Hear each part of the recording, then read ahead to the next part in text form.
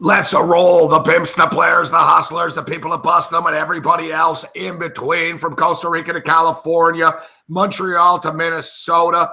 Let's do this thing. The Wicked Wednesday has begun. The late night anger management class. I am the late night anger management professor, Gabriel Morency. Let's rock. As we've got a lot of stuff going on. We got Major League Baseball. We've got NHL hockey. We've got NBA basketball. We got a couple of late NBA games on the board going off in a couple of minutes' time. I've got an upset special. I'm taking the Sacramento Kings this evening. +7 right now, down to +240 on the money line. I've got it at a +8, +260 on the money line. I knew Chris Paul wasn't going to play in this game. Yet, you know, I was right about that. But I'm clearly wrong about Chris Paul's impact.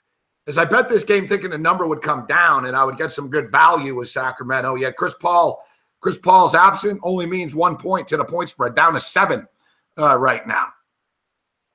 My main man, Kitchener Ranger Ray, back for more after last night's beatdown. Man, it's been a rough couple of days. It's been a rough couple of days in the rage world, man. Bad beats the last 2 nights. I've lost a lot of money. Yet I've stayed relatively positive throughout this. I talked about this last week. You can't get depressed because you lose bets.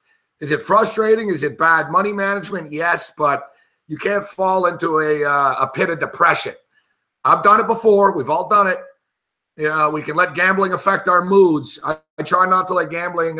It really doesn't. It does if I'm really in a bad funk, but easily. But we need some wins tonight. We need some wins tonight, and the Miami Heat can go fuck themselves. Fucking Miami, man. You know, I told you, I warned you last night, opening night, man. Opening night. And it's funny. It's funny because I tweet earlier tonight, I'm like, fucking Miami Heat, man.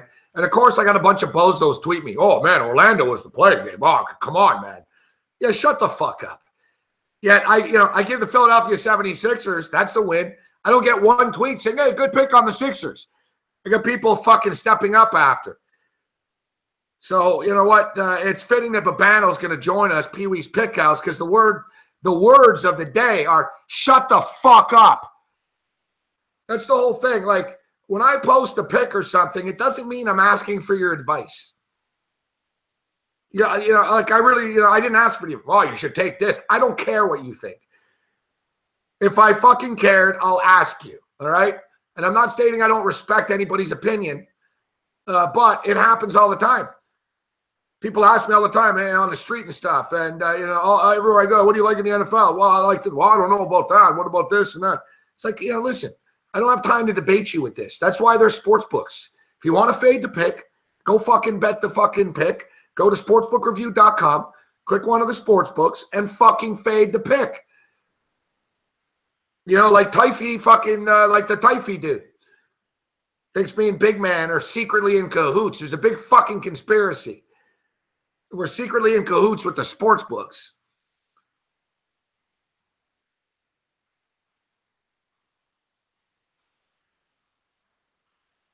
All right, so as we stated, we got some late night basketball. Ian Cameron, a.k.a. Babano, will be joining us this evening. Last couple of nights, like we said, man, we've had some real bad beats. So hopefully tonight we have some good beats. Hopefully we have some good beats. We're on the Los Angeles Dodgers. We're on the under 9.5. We're on the Minnesota Timberwolves. We actually went pretty big on the Sacramento Kings for an early season play here. I stepped up on the money line here. So like we said, Chris Paul not playing tonight. You remember last night we watched this game together, and we saw Houston were gassed in the fourth, man. Houston were gassed in the fourth. I didn't see the final score with the Boston Celtic game, but I think they lost. It was close. Milwaukee were up by a couple of points late. What happened in that game? Yeah, Milwaukee beats Boston tonight. As Boston played last night, it's tough, like out of the gate, to go back-to-back, especially in these emotional games. Last night was an emotional game for Boston. They lost Gordon Hayward. They fought back valiantly, but they fell short, against the rival and a team that they don't like in the Cleveland Cavaliers. And similar situation like with Houston. Last night, Houston beat the Golden State Warriors. If you ask the Houston Rockets, all right, you guys go 1-1 in the opening 2 nights on the road out there in California, you beat which one do you want to win? Now, listen, maybe Sacramento is, maybe they're not ready. And I had Nick Whalen on today, head of RotoWire NBA coverage. Sharp guy, fuck. I'm telling you, these fantasy guys, man. I like having the fantasy guys on for betting purposes. Like, I have them on, like, in a fantasy pretext, but really, I'm like, good. Yeah, it's good. I like where he's going with this. Yeah, these kids fucking know basketball. So we were talking about the Sacramento Kings, and not one player on the Sacramento Kings tonight is over $5,900 on DraftKings, which is pretty cheap. And it's the highest total on the board. Right next to Phoenix and Portland. So I was bringing up the Sacramento Kings, and he said, I've watched a lot of Kings in the preseason, and he says they're really kind of out of sync. Like, they haven't settled on a lineup between the old and the new dudes yet. And I guess, and I can't lie, I didn't see Sacramento play in the preseason. He said they're kind of going with like an old unit and then a young unit, and it wasn't really working, which I find to be ridiculously stupid. You don't bring in vets to fucking have a bunch of fucking old dudes on the court. You bring in the vets to have a vet or two on the court to help out the young kids on the court. So they'll figure it out. I have faith in Sacramento's coach. I think he's a good coach, actually. And, I'm high on Sacramento this year in the sense that I think they can win 28 games. Their win total is 27.5. But it's more of a play against Houston. And the fact that they played last night, the fact that they were, not only did they play last night, they fucking ran, man, up and down the floor, fuck. Both teams were fucking gassed in the fourth. Now they're going back to back. I don't know how much it really hurts them that Chris Paul is out. I mean, you can't really miss what you don't have, right? But they are shorthanded because they gave up Lou Williams, they gave up Beverly, etc. I'm on the wrong side of this fucking Pelican game. Fucking Pelicans, man. Fucking NBA.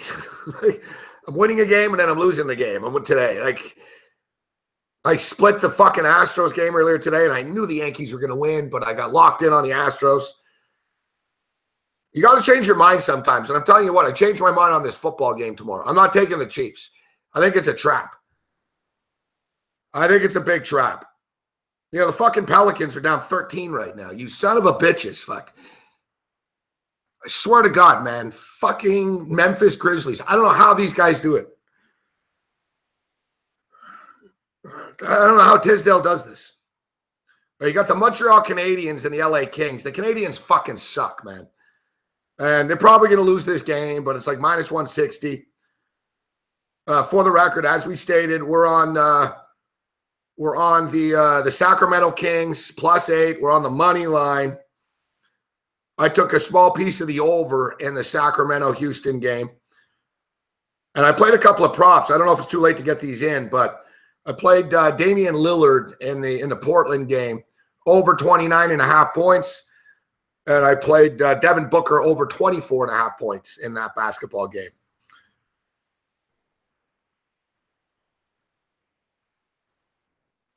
The total in that game as well, 218.5. It's not, if you notice tonight, it's not as if a lot of teams are playing defense this year in the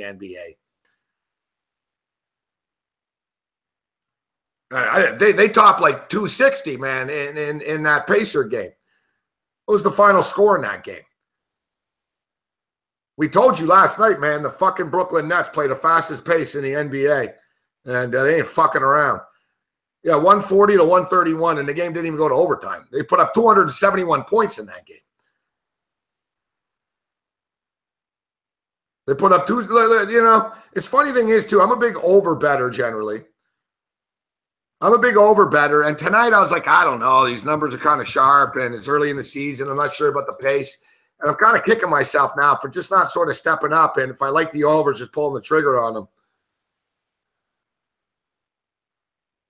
You look at Boston, Milwaukee, over the number. Miami, Orlando, over the number. Washington and fucking Philadelphia, 235 points, over the number. That's 3-0. Brooklyn, Indiana, over the number, 4-0. We got an under the number in the Charlotte-Detroit game. That's 4-1 to the under. 4-1 to the over on the night so far.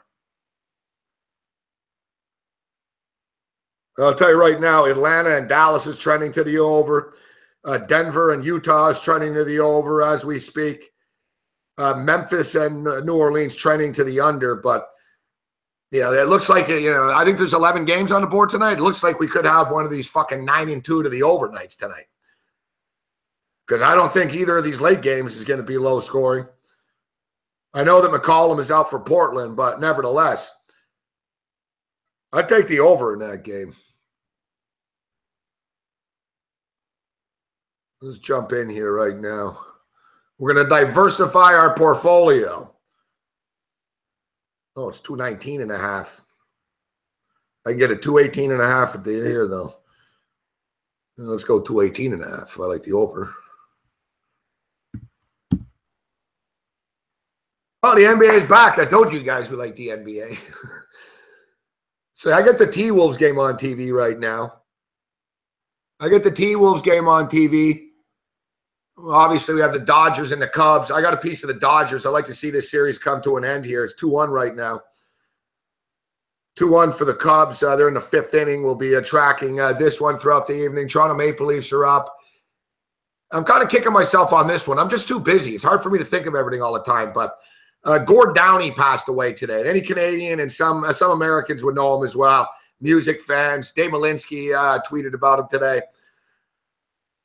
Gord Downie, the singer of the Tragically Hip. Tragically Hip, it's hard to describe. Like, listen, Canada's not as big as the United States, right? It's 35 million people here. So, the U.S. doesn't really have a defined band that's the sound of America, per se. But the New York Times, Gord Downie is so big that even the New York Times did an obituary on him today. And, they said that, but from an American perspective, it's basically Bruce Springsteen and Bob Dylan in one, type of thing. He's sort of the identity of Canadians that are under 30 years old that I am not. And, the Hip, I was never a big Tragically Hip fan. I always respected them. I liked them, but I was never I'm not one of these diehards, but you ask any Canadian, man, they lost their virginity, their first kiss, fucking hockey, just you say it, the Hip, the Tragically Hip. One of Canada's biggest bands ever. So he passed away today, brain cancer. Unfortunately, the same identical brain cancer that my ex-girlfriend passed away of. And I knew he was toast when I heard he had it. I was like, oh, fuck, I know what that is. Yeah, it didn't take long for him, either. But even though he was a Boston Bruin fan, and the guy loved the Boston Bruins. All right, he fucking loved the Bruins. There's, they have a lot of songs about the Leafs. I've always thought of the Leafs and the Tragically Hip as intertwined, basically. I basically almost see a Leaf jersey when I hear the Tragically Hip. So it only fucking hit me. And I got caught up in his death today earlier. And I was busy. I'm doing different things. And I got a lot of stuff going on. And I was betting the baseball and the basketball. And it only hit me as I stepped out at about 8 o'clock. I was like, motherfuck, man. The fucking Leafs aren't losing on a fucking day that Gord Downie died. Not to trivialize it, but that's just the bottom line. I was like, fuck. The court, I didn't think about this earlier in the day. Thing is, the Leafs were laying a lot of chalk, but still, they weren't going to fucking lose. I told a story last night about how my grandfather played for the Montreal Canadiens. And it was the same thing. The day of my grandfather's funeral, the Montreal Canadiens played. Just by chance. And I didn't care about the money or anything like that. I was really distraught when my grandfather died. I was younger. I didn't handle it well. So that night, the Canadiens played. I remember I went out to a bar, and I just got fucking hammered and fucking was real depressed and stuff. And I bet on the Canadiens. I remember I just knew. There was no way in hell they weren't going to win. It was one of those deals. So my grandfather played for them. It was the day of his funeral. And I never forget to play the Pittsburgh Penguins. It was a tough game, too. They're on the road. I put like fucking $1,000 or something on it. And I sat there in a bar all depressed by myself drinking. And Canadians won like 4-0 or something. I remember like thinking after, I was like, yeah. And I knew they were going to win that game. Yeah, so I'm getting choked up here. I'm getting fucking, whoa. I don't know where all this is coming. I don't even know why I'm talking about this. But as I stated, yes, with the Leafs tonight, yeah, when Gord Downie dies today and the Leafs are fucking playing, come on. They're not losing that game.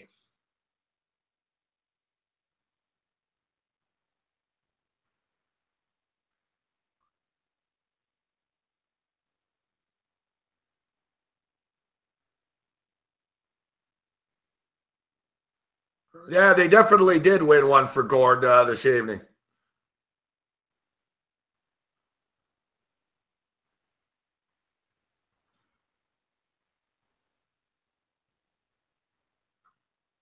This I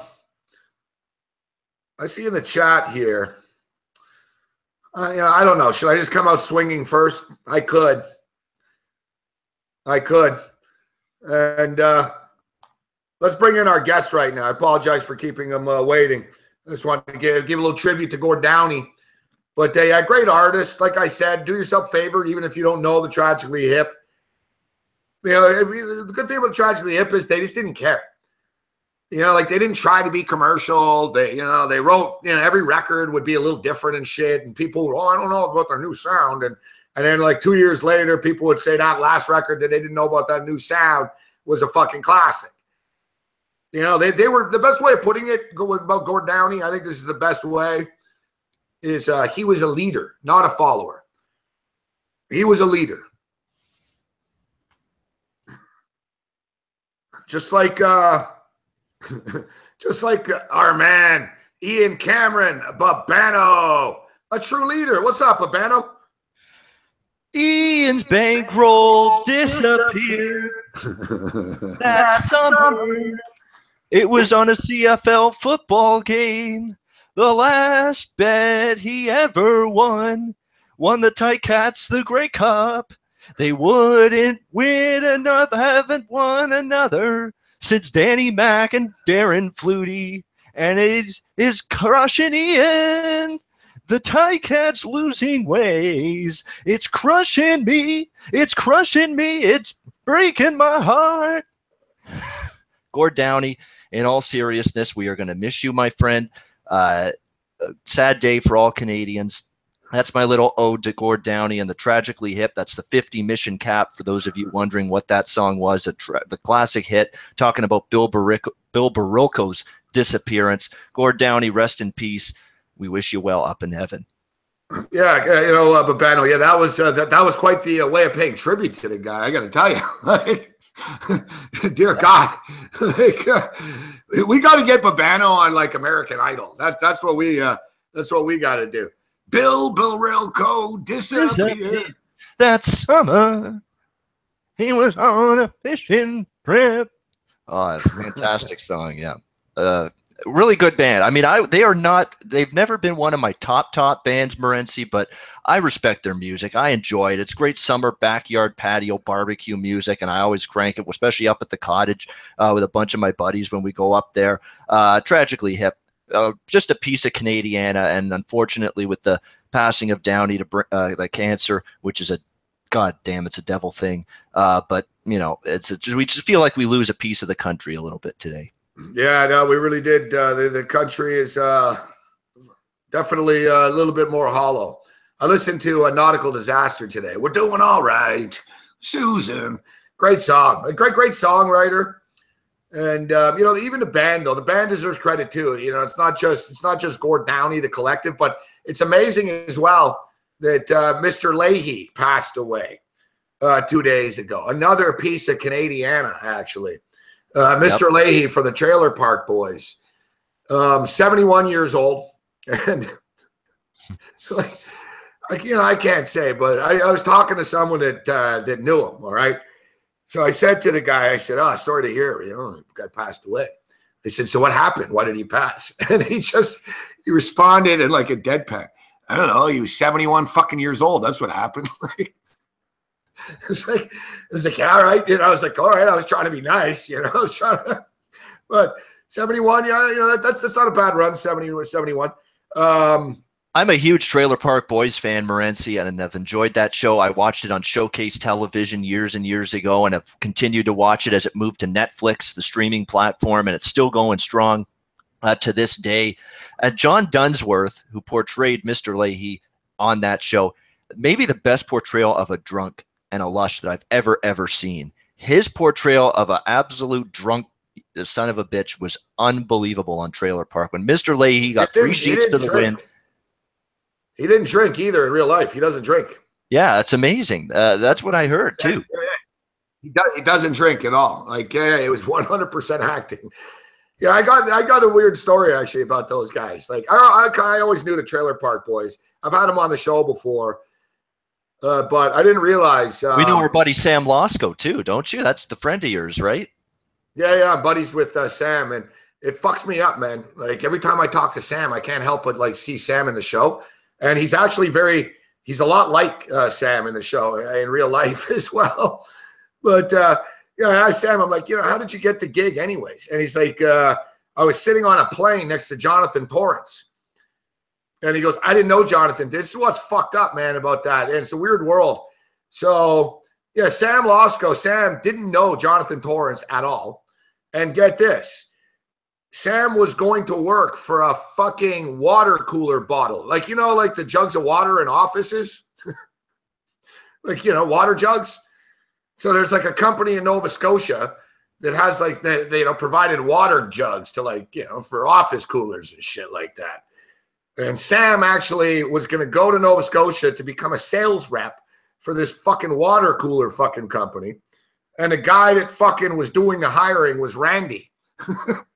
Randy Bobandy. Oh, in real life. Now the connection. Yeah, yes. You say no, but in real life.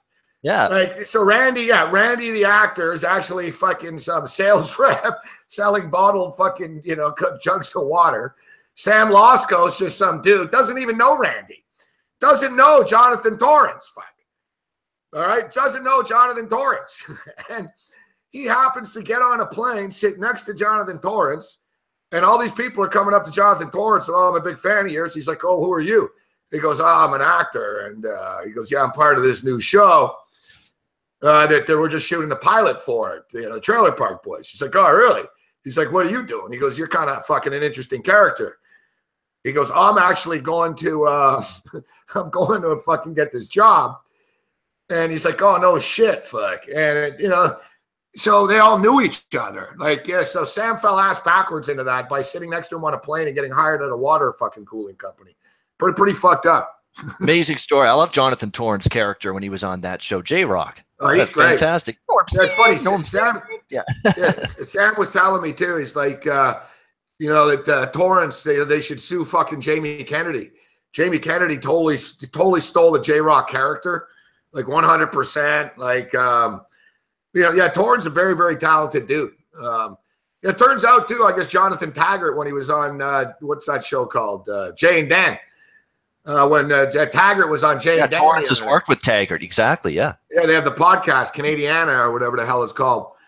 And I guess they gave me a shout-out on the Jay and Dan show. So I'm sure that went over well with the TSN. I'm sure the TSN suits are real happy. Why is Taggart talking about Gabriel Morency right now on TSN? Of course they're happy. These TSN fucks, they send you Christmas cards every year. I know they're thrilled. No, I got all these people. I got all these people telling me, Morency, they're talking about you on the Jay and Dan show. I'm like, what? No, I assumed it would be bad, but all right. All right, Babano, yeah, so it's good to have you on the program here. Let me just check in on my basketball pick that's about to lose. Which did it lose yet? Which I'm sure it's about to. How's Atlanta Dallas doing over the total? I've got over the total there. Oh, not bad. You're way on pace. Dallas is cranking up the tempo. That's what I read. Carlisle says with the new point guard there, they're going fast, and that's what I was looking at there. We talk about it. There's a lot of high scoring stuff, so far. Yeah, I'm going to be on the wrong side of this Pelicans game, guys. Sacramento and Houston are already off and running, man. They wait for nobody, right? They tip off whether we're rambling on or not. So let me open up a stream for this basketball game.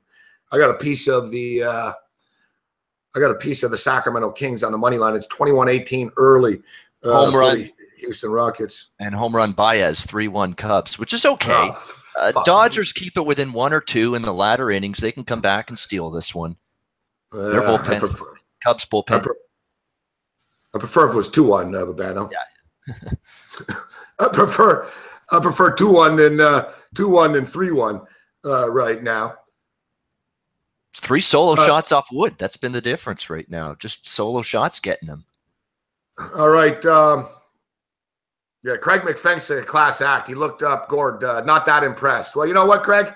We haven't really been that impressed with you or your fucking comments in the chat, to be honest with you. So I guess what music do you like? What music do you like?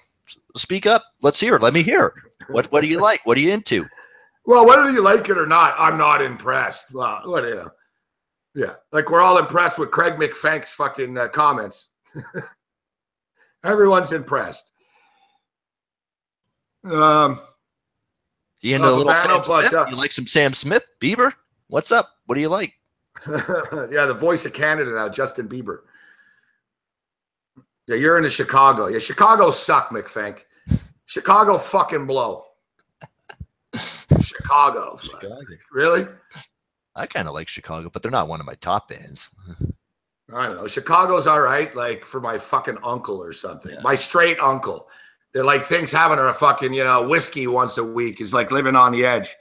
No, but you don't like a little 25 or 6 to 4? No. 25 or 6 to 4. He likes Air Supply. Yeah, that figures, McFank. Oh, geez. That's even I'd have a hard time wrapping my head around that. Yeah, Air Supply. Fuck. Here I am, the one that you love. No. Who likes Air Supply? Like, seriously. like honestly. Like, what are you, what are you, in 4th grade? Gonna ask fucking Judy to dance for the first time? Like an Air Supply? Holy fuck, dude. That's even lamer than Chicago. I agree with that. Brandon, our boy Brandon in St. Louis says, Babano listens to Carly Rae Jepsen. Which one's she? Is she the Call Me Maybe chick? Well, Brandon in St. Louis, after I wished him happy birthday. Is she the Call Me Maybe chick? You know what? I'm not going to boot you out. I'm not kicking you out or anything, McFank, but you have exposed yourself for being a tool. Yeah, Boston versus – that's the fucking easy, man. Boston. Yeah. Boston's actually good. Chicago isn't. More than a feeling, more than a feeling. Come on, man. Boston, great guitarist. Chicago fucking blow. Well, I'm taking my time. I'm just moving along. Don't forget about me after I've been gone. Oh, yeah, you like Boston, yeah. Yeah, come on, man. Boston's got hits. Fuck, yeah. I feel like the karaoke bar's right next to me right now. I'm getting in the zone here. I can live with Toto. Toto's all right. I can live with Toto. I can live with Toto. All right, so listen, Big Man on Campus says, yeah, Jefferson Airplane. Jefferson Airplane. What? We built this city? We built this city. That's one of the worst songs like ever written. Don't you remember? This song's so crappy. The song's so crappy. Oh, yes, it is. Like that Brandon says. The band Kansas sucks just like the state. Drew steps in. Never going to be a band called Missouri. Dust in the Wind and, Carry On Wayward Son are okay, but that's pretty much it. They got some hits. Hits. I'm not. Hey, listen. Yeah, I'm not going to get crazy. I'm not shitting on Kansas. No, I'm not shitting on Kansas. The band. We shit on Kansas football because they're terrible. Well, I have no problem doing that. Yeah, Kansas basketball isn't much better. Fucking chokers. Yeah, that's true. Name the last week. Yeah, let's be real. Fucking choking son of a bitches. Yeah. So, Babano, I owe you an apology, Babano. Well, not an apology. I'm going to give you credit, but I'm going to come at you hard when I get an opportunity to.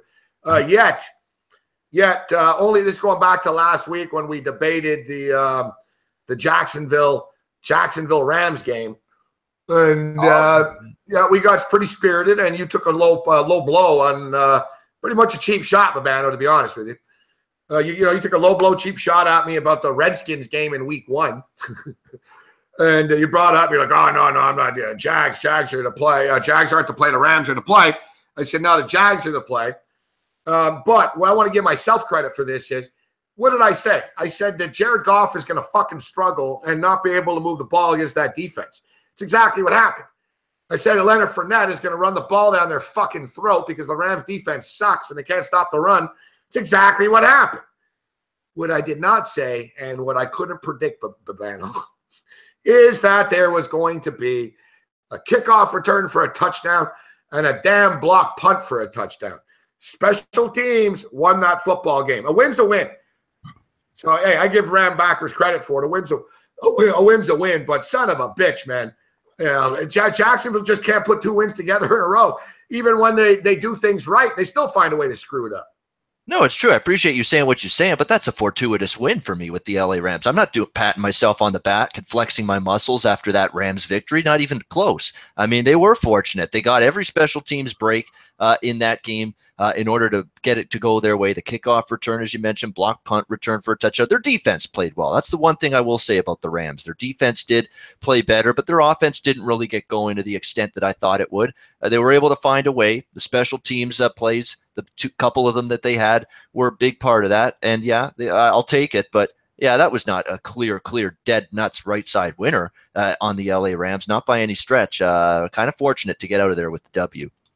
All right, Babano. Well, we're going to be hoping to get fortunate and get a W with this Sacramento King game. They're up 25-23. I'm on Sacktown. I'm on Sacktown as well. Yep. On the points or the money line? A little of both. Every underdog goes on the money line for me. Every single one. A little bit. You do every time. Yeah, I just pushed it. 26-25 now. Don't sweat it. Second quarter NBA. It's going to It's over. We're done. Between now and then. Yeah. We're down by 1. We're fucked. We're screwed. Down by 1. Like, that's the Why is SBR, Matty Ice, and all these guys, they're taking such enjoyment in that Monday night meltdown you had in that Titans Colts game. They made this little vignette and little video thing with you and the song in the background. What was it? Sarah McLachlan, The Arms of an Angel? Holy mackerel. They went overboard with that. Wow. You know what? I didn't have the heart to see it. I got to check it out with the Sarah McLachlan on this.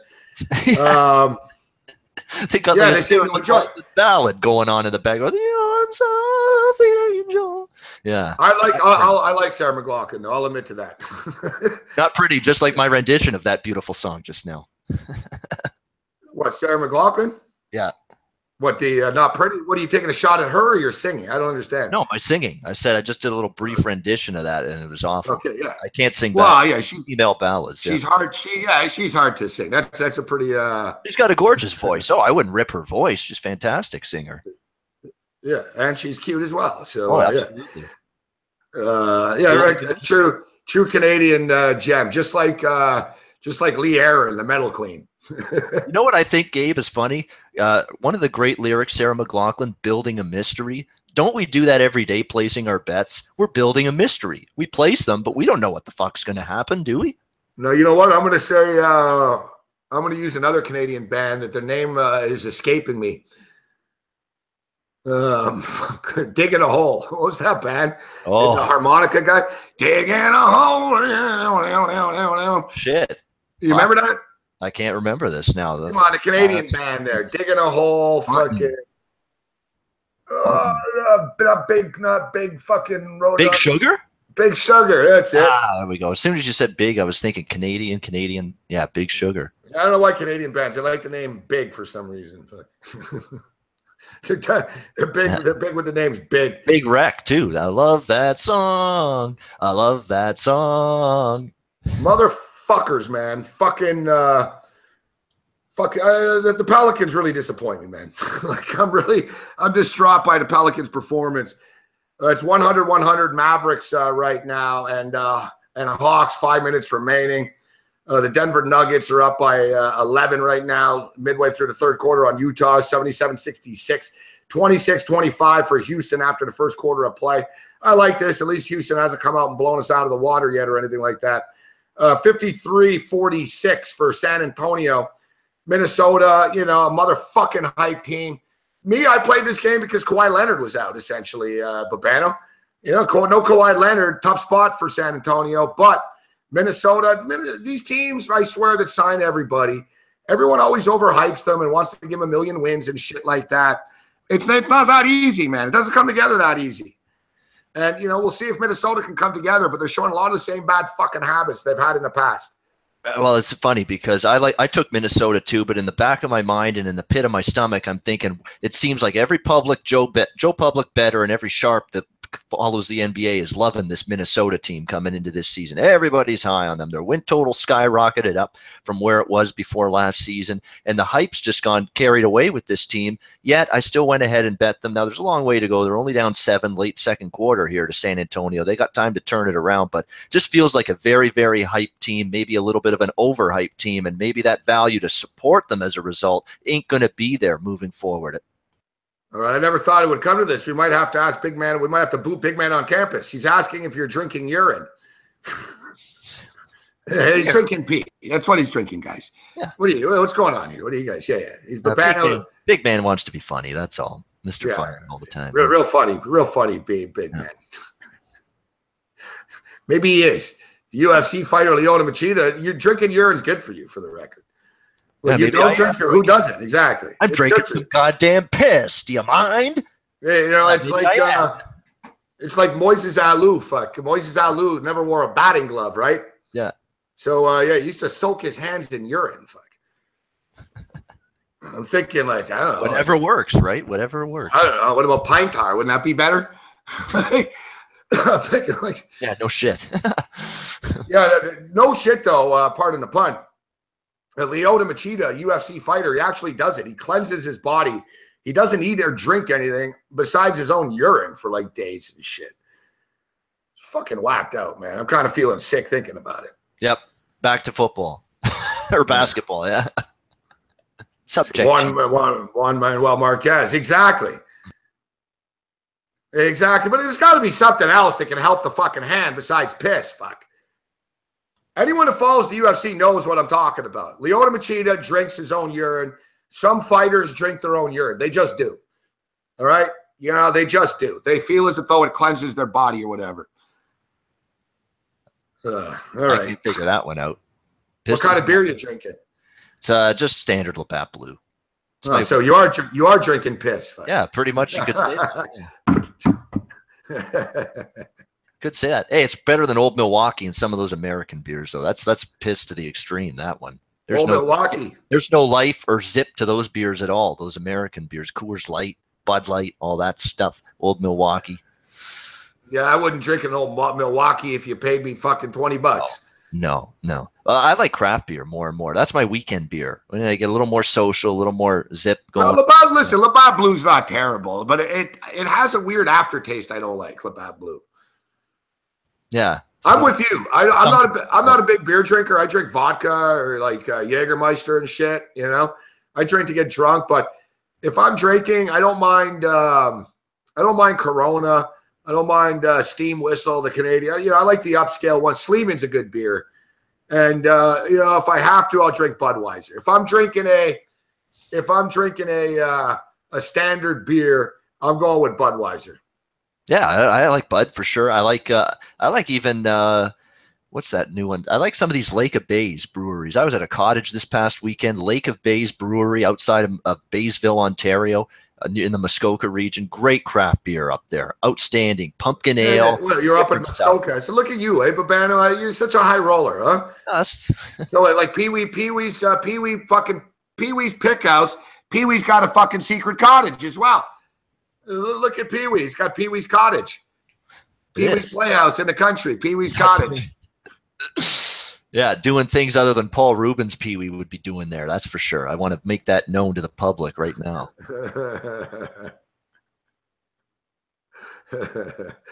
What was that shit that fucking we drank in Vegas? I didn't drink it. Fucking it was Loco something. What the fuck was it? Hey, Bobby Brown. Great to see you, buddy. So glad you could join us tonight. Every little step he took right into the chat room. Good for him. What are the words I'm looking for Bobby Brown? Oh, For Loco. Thanks, Drew. You read my mind. For Loco. What was the words I was looking for Bobby Brown? Oh, yeah, that's right. Get the fuck out of here, you fucking punk. Yeah, For Loco. Yeah, man. For Loco. That shit fucks people up. That shit kills people and shit. Even Bronx Bomber, we were in Vegas, man. He drank like 3 or 4 Four Locos after drinking some vodka, man, and he passed out at the slots at the Sahara. You're my eyes and ears to the chat tonight, Morency. It's getting more and more difficult for me to engage in the chat on the show on a nightly basis. I mean, some of the shit is ridiculous, and I feel bad for the regulars that are good in the chat, but it's becoming a minefield in that chat room on a nightly basis. It really is. Well, but Banner, we got 7,000 viewers last night. 7,000 views on YouTube. You know, you're going to get a couple of nut jobs. Yep. No, to be honest, the chat's been fine the last couple of nights. You know what happened was on Sunday night, I don't know what happened, but seems like a lot of fuckheads that were watching an illegal stream of the game got directed to us somehow at the end of the show. So, yeah, it was out of control. Like, we had like 400 people show up at once.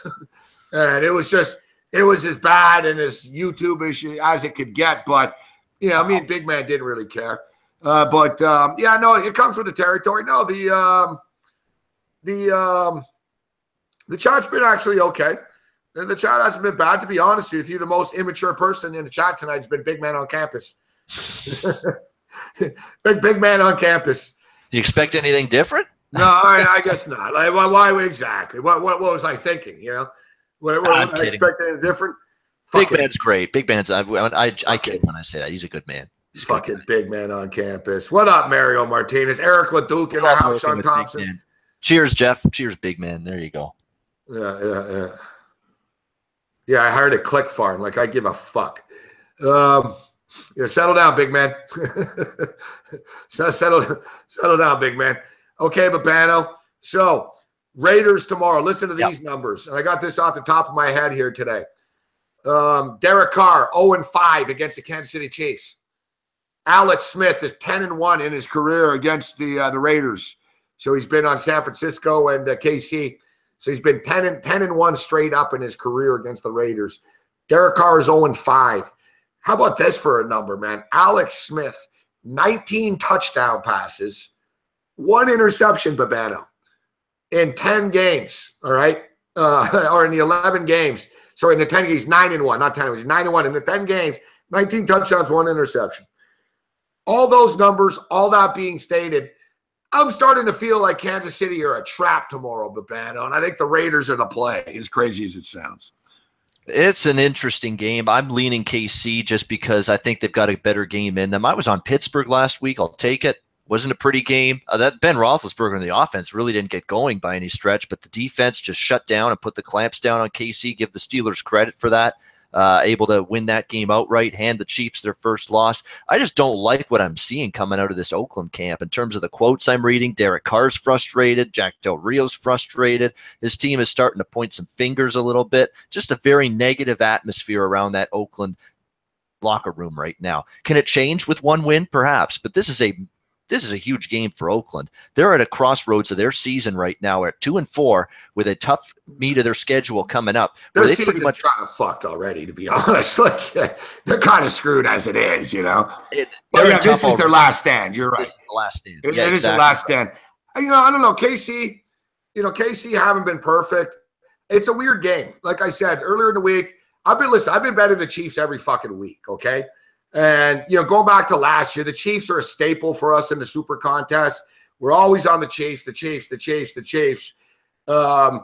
I feel as though this is a dangerous spot, this football game, coming off that loss. Historically, teams that lose that first game, they sort of stumble right after that. They don't go right back to winning right away. It's a short week, laying points at home. But I can't disagree. The Raiders aren't very good. That Raider defense is fucking terrible. And it goes back to the same point, man, if you harped on it, but it's so true because I hear other people talking about it. Why is Bill Musgrove fired in the offseason? Yeah, Musgrave. You bring in Todd Downing. Musgrave, yeah. And Todd Downing comes in off a 12-4 season, off a season where your offense clicked and did pretty well, honestly. And now you go to Todd Downing and look at this offense. It's in shambles. Amari Cooper's dropping balls left and right. There's no run game to be had whatsoever. Derek Carr and that offensive line's not played as well in front of him this season. There's just a ton of issues right now with Oakland, and the coordinator change made absolutely no sense. None. Zero to me in the offseason with what Oakland did. We never know the personal reasons why they do these things that they do, right? We don't know. Maybe Musgrave wanted to go. Who knows? But I doubt it. I mean, he's – and another crazy thing is Musgrave's gone. And, listen, Derek Carr is the star there, right, Babano? So you got to believe that they weren't doing this without Derek Carr or Derek Carr wanting to do this. That's the one thing that I will say. But, your quarterback has a career year. You win 12 games. I don't see what the big rush is to get rid of your OC. And even crazily enough, your offensive coordinator ends up with a division rival in the Denver Broncos after the fact that has all the inner workings and knowledge of your football team. It seemed like a strange thing to do. But listen, Del Rio to me is not a very good coach either. He's okay. He's a moderate to average coach. He got lucky last year. They won a lot of close games. But without being stated, the NFL is a week-to-week league, Babano. And, it is. Some teams look at Pittsburgh. Pittsburgh fucking lost to Jacksonville and then beat KC the next week, right? It's a fucked up league, and I have a feeling it's one of those fucked up games tomorrow night.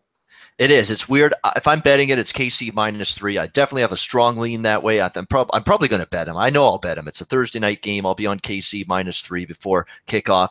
And look at head-to-head with Reed versus Del Rio. This coaching matchup. Kansas City's 4-0 straight up, 3-1 against the spread against Oakland in this coaching matchup. And how about this stat for Kansas City? This is a long-term stat now. Last 5 seasons, road divisional games, 11-2 against the spread. This Kansas City team, divisional road games. They've been a money maker. They've been a machine, Kansas City, in this kind of scenario. I know it's circle the wagons. It's must win, backs against the wall time for Oakland, but you can't tell me Kansas City isn't the better of these two teams right now. I got to look Chiefs -3 here. All right, Babano. So what else do you have your eye on? And for what's the one game you're giving all the shows like you do every week? Yeah, what's that one? What's that one game? Yeah, you know what, though? Your one games have been winners for the most part, Babano. So, it's all right. If you're going to give the same pick on all the shows, if it's going to win, we'll cut you some slack on that. Let's see here. I'm going to look for – you know what? I'm going to go ahead, and everyone's going to look at me and say, are you crazy? Give me the Green Bay Packers this week. Plus 5.5 against Babano, the New Orleans team. Bobby Babano's got some balls here tonight. Yes, this is going to be on the card, I think, for me as well. Look. Is Aaron Rodgers one of the best quarterbacks in the NFL? Yes. Are the Green Bay Packers not just a worse team, but potentially a much worse team without Aaron Rodgers on the field? Yes. But it is time to put this point spread in some kind of proper perspective. The look-ahead line to New Orleans and Green Bay prior to Sunday, prior to Aaron Rodgers' injury, was Green Bay -6.5 at home against New Orleans. They are now +5. We're talking 11 to 12 points of line movement for Aaron Rodgers not being there. I'm not buying that. But it's not I just know Aaron he's great. Rodgers, Babano. It's not there's a ton of injuries, as you like to say, cluster injuries. But yes. Green Bay actually are so fucking beat up right now, and they have the bye coming up, right? So how much are they going to put into this football game? It's a troublesome spot. There's no question. Brett Hundley is a concern with what you saw from him, but you saw that from him on the road against a great Minnesota defense. Now he gets practice under his belt. This guy, at least albeit preseason, because that's all we have to gauge him right now, has shown ability to move the football in the past. Now he gets practice under his belt. He gets a weaker defense. And let's be honest, New Orleans is a weaker defense. There's no denying that. And he gets them at home here at Lambeau Field. I think a chance for him to get his feet under him, get some confidence, get a little chemistry, rhythm, continuity, whatever you want to call it, with the offensive line. Even though Balaga again got banged up last week, we don't know if he'll be back on that offensive line. But it's a chance for Hundley to hit the reset button, get the full week of practice, first official start here against this New Orleans defense, which is still, I think, a little bit vulnerable, especially until they get Bro back in that cornerback spot. To me, this Green Bay team worth a look. I think it's been a little bit of an over-adjustment. I know a banged-up football team, but coming off the loss last week, going into the bye, I don't think they want to drop 2 games in a row, Morency, going into the bye week. I think there is emphasis on trying to get a victory here, even without Aaron Rodgers for the very first time this season. I think it's a little over-adjustment. Green Bay minus 6.5 to Green Bay now plus 5.5, albeit with Hundley, albeit with some injuries. No, not buying that much of an adjustment. I'm going to look Packers here. Bano's taking a shot with the home dog at Brett Hundley. Well, listen, we've seen a lot of young quarterbacks have success. We've seen a lot of young quarterbacks have success in the NFL early. And, Hundley's been there 3 years right now. As McCarthy stated, forget about Kaepernick. We've got 3 years invested in Hundley. Let's see what he can do. I was a fan of his at UCLA. I haven't liked what I've seen from him in the preseason games, and I didn't really like what I saw from him last week. It's, I hope that, he doesn't succumb to the pressure because he's replacing Aaron Rodgers. There's nothing you can do about that. Aaron Rodgers, whether it's Aaron Rodgers or whether it's Jay Cutler you're replacing, either way you're getting an opportunity to play. So he can't compare himself to Aaron Rodgers. I think maybe he's going to put himself too much under pressure, but he's talking the talk right this week about, I got this. I told Rodgers, don't worry about it. The sky won't fall. I'm ready, and all this other stuff. So I wish the kid the best. He seems like a good kid, Brett Hundley. I wish him the best. And Saints are going to have to show me on the road in this kind of price range too, and this kind of point spread roll. Yeah. And New Orleans still 11-21 against the spread. Last 32 tries as road chalk. That's the role they're in here. I got to see it from them. I'll be at that Detroit game. I didn't like the way they sort of eased off the gas pedal second half against the Lions. It's like that game was won, wrapped up. And then Detroit made a little run at them. And, boy, they made that thing quite interesting at one point in that fourth quarter last week. Saints, to me, laying this kind of number against Green Bay is still something that's a little dubious to me. Arizona and the Rams, that game's in London. Rams are laying 3.5 points in that game. Total's 47 right now. Baltimore, Minnesota, we talked about this game last night with Donnie. I like the under. 39.5 was 40 last night. Carolina's -3 at Chicago. I think the Panthers are going to get back into the winner's circle coming off the extended break. But, Bano, they played last Thursday. I like the Dolphins this week, -3 against the Jets. And I was on the Jets 3 weeks ago. I just don't see the Jets beating the Dolphins twice in the span of a month. I like the fact that the Dolphins came alive in the second half of that football game last week. I think it'll carry over into this week against the Jets. That's an intriguing game right there to bet on. And those are my best bets, actually, right now that I'm looking at. I like that's if I had to bet one game, it sounds crazy, but that's the game I would bet, Babano. The Miami Dolphins laying the 3 against the Jets. Yeah, that one's not crazy to think that about Miami. Now, did Miami take advantage of maybe a mentally fragile Atlanta team? Because I'll be honest, this Atlanta team, it's starting to become a theme now. The Super Bowl last year, the Bills game earlier this year, now this Miami game, can't hold leads. I think Atlanta are a live dog this week against New England. Yeah, I'd rather take points than lay points with Atlanta. Let's put it that way. I think I might be done laying points, especially big points now with Atlanta after what I saw against Miami. That was a collapse. I know Miami did good. They ran the ball well with Ajayi, which was good to see. I think he had almost 150 yards on the ground. Ajayi in that game allowed Cutler a little bit more freedom and a little bit more, that ability to be balanced and run the ball effectively makes Jay Cutler a better quarterback. And you saw that from Miami. No question about that last week. Now you play this Jets team, a Jets team that, again, coming off a huge heated divisional battle with New England. Everyone's talking about how they got screwed over a little bit on that late touchdown. Should have been one. And it ended up, touchback instead. And New England's able to get that victory in that football game. Jets battled hard, though, tooth and nail. Now do they have another gear in them one more week now after such a tough loss like that against New England at home to go on the road, face Miami? I'm not trusting the Jets. I'm with you. If I'm looking at this game, Miami or pass. Yeah, the Jets, as Belinsky stated, as Teddy brought up, the Jets might not win another game for the rest of the year. They exceeded expectations out of the gate. They took advantage of their scheduling situations that they had. And last week they played their ass off. They really did. I'm very impressive. But the Patriots defense fucking blows. They give up 441 yards a game on average this year. Everyone's thrown for over 300 yards on them. But, the Jets, though, and I said this about the Jets even after the first game, after the second game. And I remember I was picking on the Giants earlier, and I said, one thing with the Jets is they're competing. They don't quit. Like the first game against the Bills, they battled them. The game against the Raiders, they fucking were hanging around until a bad, devastating fumble for them. It is hard laying points with Jay Cutler. That's the thing. And I'm looking at the numbers now. Here's Jay Cutler. Here it is with Cutler. Cutler's 14-30. 14-30 with 2 pushes against the spread as a home favorite. That says it all. As soon as you saw the stat, Jay Cutler on laying points, it was your. I know, but the thing is with this is it's only 3 points, Babano. You know what I mean? If it was anything more, I'd be like, oh fuck, I don't know. It's hard to trust this guy laying points just because of the number. But at 3 points, we just need to win a damn game. That's true. I mean, win the game. Essentially, it could be. You know what I mean? You got a good chance to win the game, and win even if they win by 3, you get your money back. So yeah, I agree. I think this is a tough spot for the New York Jets after that game last week. I mean, they played well. I mean, they actually outgained New England in that football game, which goes back to your point about liking Atlanta. That's not crazy. I mean, there's another team that's hard to lay points with right now, the New England Patriots, until they get some of these defensive issues figured out. Yeah, Matt Ryan 10-2 against the spread as a road dog in his career. He's cashed.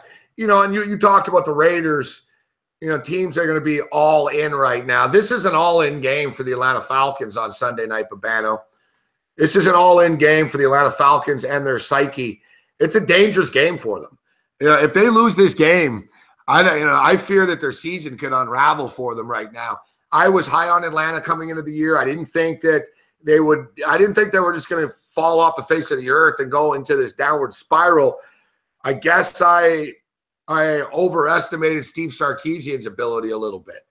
I can't, you can't deny it. The offense isn't as good right now. Listen, they weren't going to average 30 points a game like they did last year and stuff. I think they averaged 29 points a game, 30 or maybe 30. They weren't going to do that, but they're averaging, what did Dave say tonight? 9 less points a game. You just see they don't have that pop. There's something lacking right now. But with that being stated, they have a ton of talent. They just have to fight through this. They win this game. The Buffalo game and the Miami game doesn't matter to them, and they soar forward. They rise up again. They lose this fucking game, Babano. Yeah, they're going to have a hard fucking time bouncing back from this, I think, especially when you look, the Saints are playing good football right now. The Saints look like a dangerous team. This is a great game. This is absolutely a fantastic Sunday night or Super Bowl rematch. This is the eggs are all in our one basket game for the Atlanta Falcons here. They've got this game circled, and I know revenge gets overstated, overhyped. There's no more meaningful revenge in any sport right now than this game right here. Just in the fashion that the Atlanta Falcons lost that game, that is meaningful revenge. Half of these people, they dole out the term revenge, and half the time it doesn't matter, because in the game that they lost in revenge mode, it was 38-0. You got your ass kicked. There's no revenge there. You just sucked. Maybe you're not as good as the other team. This is different. You had a huge lead in that Super Bowl. It collapsed around you. You got conservative. You had holding penalties. You were still throwing the football up with a big lead. It was a bad job managing the game with a big lead, and it came back to bite Atlanta. Their defense got tired. New England was able to get that offense cranked up. The fashion they coughed up a lung in that Super Bowl for the Atlanta Falcons, that is meaningful revenge. That is revenge that actually does mean a damn here for the Atlanta Falcons going into this game. Just the fashion they lose, that the Super Bowl was on the line, that is meaningful revenge for Atlanta going into this game. And I'd rather take Atlanta as a dog than lay points, and we saw that last week. This is a team that, you get concerned with them when they're asked to lay points and protect leads, but they're going to be in this game, I think, from start to finish. I don't think New England's a team defensively that we've seen enough of to be wanting to lay points with them at this stage. They've been outgained in 4 straight games. What I want to see from Atlanta, it's time to get these running backs throwing the football a bit more too. We've seen that was a staple of the Atlanta offense last year. They really tried to get the ball in the hands of Devontae Freeman and Tevin Coleman in terms of throwing the football to them and screen passes, getting them in the open field. I want to see more of that. There's too many deep passes right now. That's up to Sark. And I told you, I was concerned a little bit about Sark coming into the season. Is he going to be able to scheme as good as Kyle Shanahan? That's the one adjustment he's got to make. It's time to get the running backs more active in the passing game. If they do that this week against New England on Sunday, they're going to have success, because that's been a vulnerability in the Patriot defense all year. Yeah, this is a good game to tease. Actually, the Falcons aren't going to get killed. If they lose, they'll lose another heartbreaker. They haven't been blown out ever in these games this year. getting the points, getting it up to the over in this game. As we stated, the Patriots are the first team in NFL history to allow the first team 6 quarterbacks that they face to throw for 300 or more yards. And they faced a couple of good quarterbacks, but Josh McCown just hung 354 on them. So right now it's 50-44 in this Houston game for the Houston Rockets. Sacramento are getting looks, but they're not finishing. There's a nice play. Good job. I'll tell you what, Houston are playing. They look like Houston.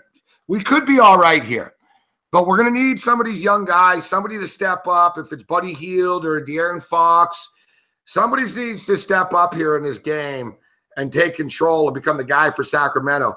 Because you can tell by watching Houston here, they're settling for threes. They don't have the same type of, they're sort of like just bombing away. And if it goes in, it goes in. Like Harden just took it to the rack. They don't have that same step and jump that they had last night.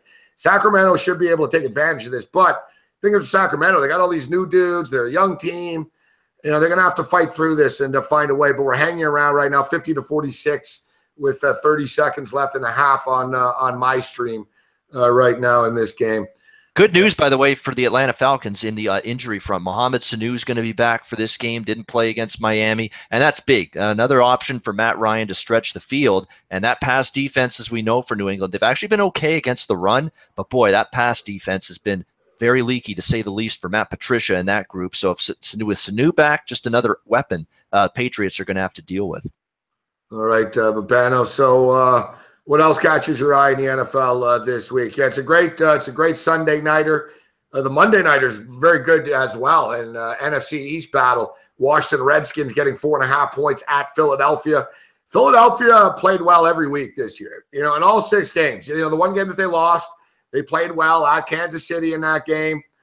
So it's very impressive. It's hard to bring your A game on a weekly basis. And the Philadelphia Eagles have managed to do this on a weekly basis.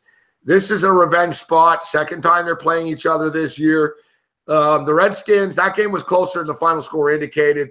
Cousins turned the ball over late. It was a controversial call. Well, it wasn't a controversial call. It was a bullshit call. They got it wrong. It was clearly a pass. They got it wrong. But I was on the Redskins, and, yeah, they had the ball. They could have scored and won the game, but I didn't get the feeling they were going to go down the field. They weren't playing great, but they put themselves in an early hole in that game. So it's a revenge spot. Redskins play good football right now. The Eagles have been a trendy team. I wonder if they can live up to the hype on Monday night. I'm looking Philly or nothing for me in this game. The problem is I was on Philly week 1 at Washington. I thought a better number, better spot right out of the season. I didn't like Washington coming in. That was a good bet for me there. But this game, I don't know. It just seems like it's a little bit more difficult for me to take Philadelphia again this time. But I still love the way they're playing. There's no question. This team's been great. I said they could contend for an NFC East title this year, and they're doing just that. They might win it at this point. You got to like the Carson Wentz is a baller. I mean, he has been fantastic, getting out of the pocket, finding targets down the field, and really can take some punishment. He gets hit, he gets back up, gets the next play off, runs for first downs when he has to, puts his head down. He doesn't run a lot, but is no problem doing it to get a first down and keep the chains moving. I love what I'm seeing from Carson Wentz, and this could be an excellent defense when they get their injured cornerback parts back. This Philadelphia Eagles team. They're still without Ronald Darby in that secondary. They've had a lot of mixing and matching going on in that secondary. When they get that improved cornerback play to go with that defensive front with Fletcher Cox and company getting pressure, that's going to be potentially a very good Eagles defense down the road. They're already improving every week. The question is, what do we get from Washington? Obviously, they dropped that first game of the season at home against Philadelphia. Didn't play terrible. They're coming off a very sloppy game against San Francisco. They survived 26-24 in that game, but now they got to go on the road where they've done okay. They beat the Rams on the road as an underdog, but they did lose to Kansas City, but they put up a fight in that game, only got outgained by 98 yards, had the lead at halftime at Arrowhead, couldn't hang on. I still don't trust Washington in a big spot like this. I've said it before about Cousins and the Redskins, but I don't like the number quite enough with Philly here, so probably going to stick away from it. Yeah, I'm looking at the Redskins in this spot. Hopefully the line goes up in this football game. I don't trust the Eagles as a favorite.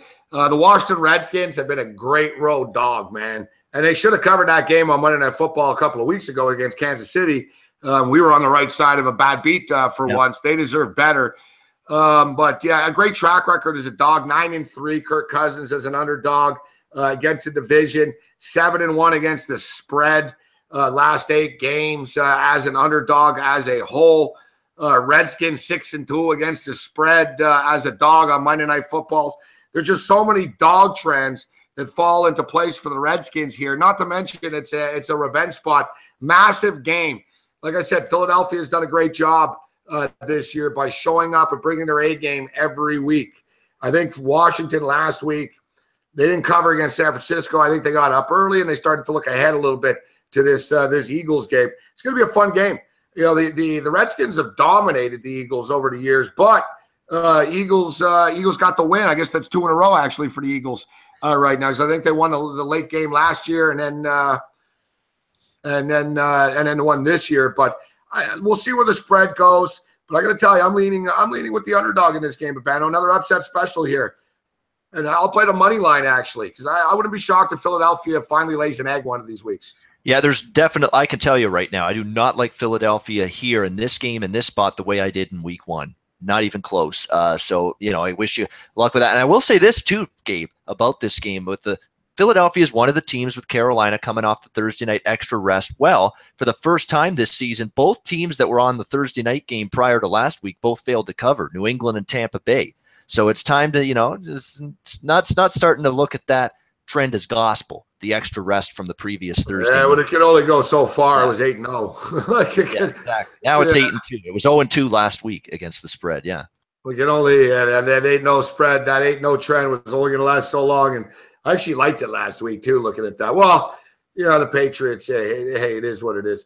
All right, so tomorrow night we got what college interesting.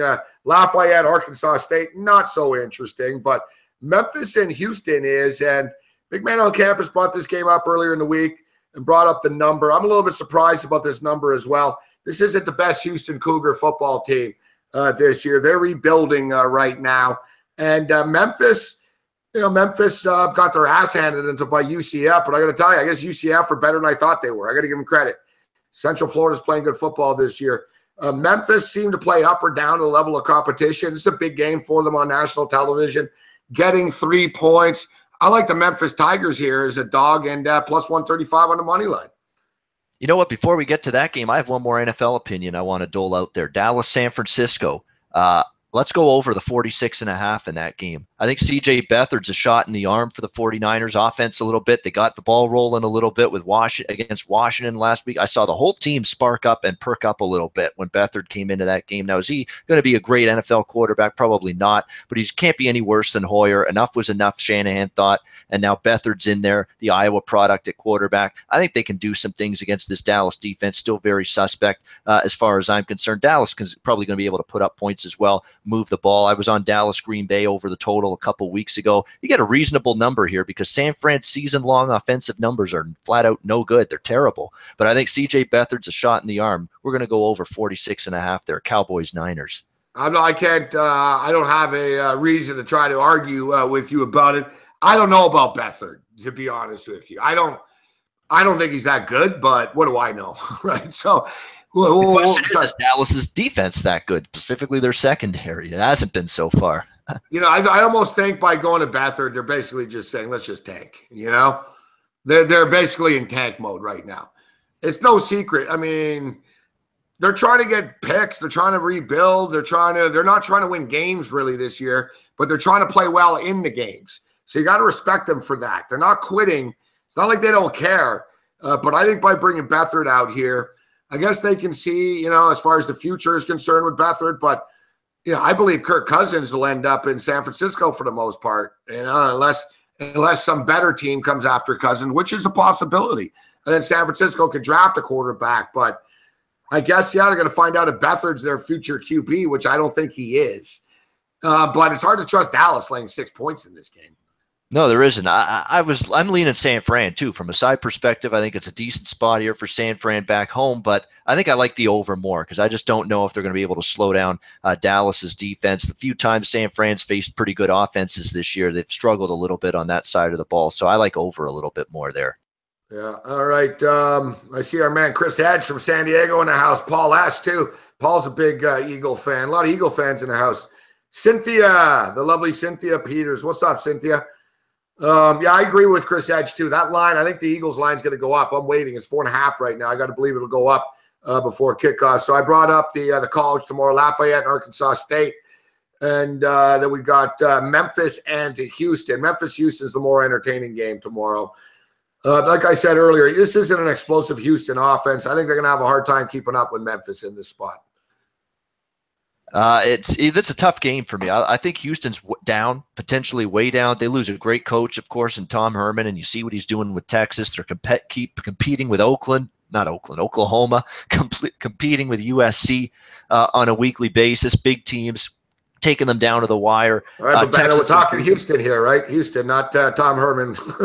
No, but I'm saying it. Let's stay on track. We know Tom Herman's good. We're aware.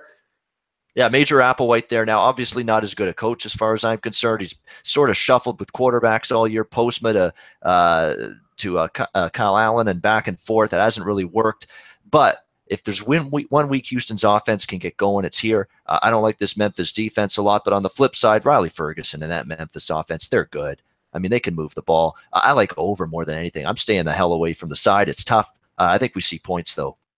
Yeah, I don't trust the total's too low at 59. It's a fair number. But I don't know. You got to be careful. Houston's offense isn't that good, Babano.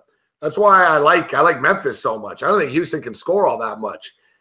Memphis defense ain't any good though for me either. So that's the whitewash. That's the wash it out there factor of this game. Memphis's defense isn't good. No, it's just a common theme though with a lot of teams at college football. They're not. You know, Riley Ferguson. I'm a big Riley Ferguson fan. I don't know if he felt a little bit of a pressure and all eyes on him, and he knows he's going to the NFL and all that type of stuff, and he's trying to work up the draft ladder a bit. But he seems to have calmed down over the last couple of weeks again. He was a little wild and a little raw, trying to do too much earlier in the year. He played real good against Navy. It's tough to beat Navy. That was an impressive win for them last week. I watched that game pretty much in its entirety as well because I had Navy plus the 3.5 points. And Memphis impressed me, actually. And even defensively, actually, Babano, Memphis did a good job of stopping Navy and that option attack. Like they were gambling often, but there were a few times I was really impressed for a Memphis defense, actually, that they were so disciplined. They read it perfectly. They did a good job. But sometimes, it can. We'll see how they play this week. I can't make an argument they're a great defense, but they did play well last week. All right. So when's this fucking CFL season ending, Babano? We've got 3 weeks left of the regular season. We're at week 18, then 19, then 20. So 3 weeks of regular season. There used to be 18 weeks, fuck. Like, what the fuck, man? There's 2 bye weeks for every team now. So 18 games for every team, 20 weeks in the season. Yeah. That's ridiculously fucking long, man. It is. It should end now. Like, should be fucking 16 games, not 18, and not 20 fucking weeks. Like, I love the CFL. And me, basically, I'm like, dude, wake me up when it's the fucking playoffs right now. All right? Yeah. That's my feeling. And it sucks we got to wait so long for the fucking playoffs to start still. I'll be honest, on this week's card, there's some good opportunities out there, CFL. So I'm still at least paying attention. I'm not watching every second of every game anymore, the CFL. I can't, not with NFL and college going at the same time, but I'm keeping up with it. I'm seeing what teams are doing and what they're not doing. And this week's CFL card, I think, is pretty decent, actually. Good spots. Well, the Ticats and the Alouettes is a shit fest. The fucking BC Lions and the Eskimos, that's a fucking toss-up. One thing I would look, the Argonauts aren't playing for anything, right? Everything's already clinched already for them. They are. They're battle for first with Ottawa right now, tied for first, and that bye is important. Yep, they're tied for first, but I like Toronto in that spot this weekend at home against Winnipeg. Winnipeg's the team that may not have anything to play for. If Calgary beats Saskatchewan Friday night, Winnipeg's locked into number 2. They can no longer catch Calgary. They're locked into the second spot. They're without Darvin Adams now, their top receiver. Dressler may or may not play in this game. They're banged up on offense. They just lost Jabal Westerman. They haven't played as good, Winnipeg, last 3 weeks. They've been outgained by 100 yards or more in 3 straight games. Toronto's battling. I've been impressed with Toronto. Since that bye week they had in September, it's given Ricky Ray some new energy, new life. They're playing better. He's looked fresher, stronger at throwing the football down the field. Toronto could have beat Edmonton last week on the road. They only lost by 3. Good stuff from the Argos right now. It's a huge game. If you get first in the East, Gabe, you get a bye to the East final, and you avoid having to play that West crossover team in the East semifinal, which is probably going to be Saskatchewan. That's a hard game, considering how better the West is over the East. So you want to avoid that if you're the Argos, and I think they've got a chance to win that game. I'll lay less than a field goal with them there. Yeah, but didn't Saskatchewan kick fucking Duron Carter off the team and Bakari Grant off the team yesterday? They have not done anything. They are keeping both of them. That was apparently a blown over situation. There was a fight, but they never apparently had any plans to suspend or kick anyone off the teams, especially Grant or Carter. So status quo in Saskatchewan, yeah. So everybody was ripping my boy Arash Madani for this, and it turns out so they didn't get kicked off the team, but it wasn't Arash that reported it, right? He was just Arash reported what the guy in Saskatchewan reported type of thing. Yeah, exactly. Basically, it was coming from Rod Peterson, who's the Rough Riders radio voice. He was talking about the incident, and apparently just based on what they heard, or Arash heard, it just made it seem like it was going to be major shit going down with guys getting thrown off the team. No, none of that. Chris Jones stuck a cork in it. He wants to win football games, and he knows Grant and Carter are good players for him. They're not going anywhere.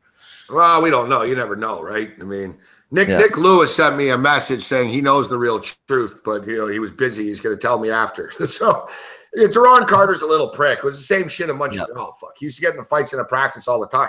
That's why they got rid of him, right? Yeah, shit disturber though. Yeah. So that's why that's why I'm not surprised when I saw this story. I was like, oh yeah, it's obviously true. That's the thing with this kid though. He's a fuck up. Like he's a good football player too. Look, he was on the Colts for a year or two, and if he just if he wasn't so messed in the head, he could be in the NFL.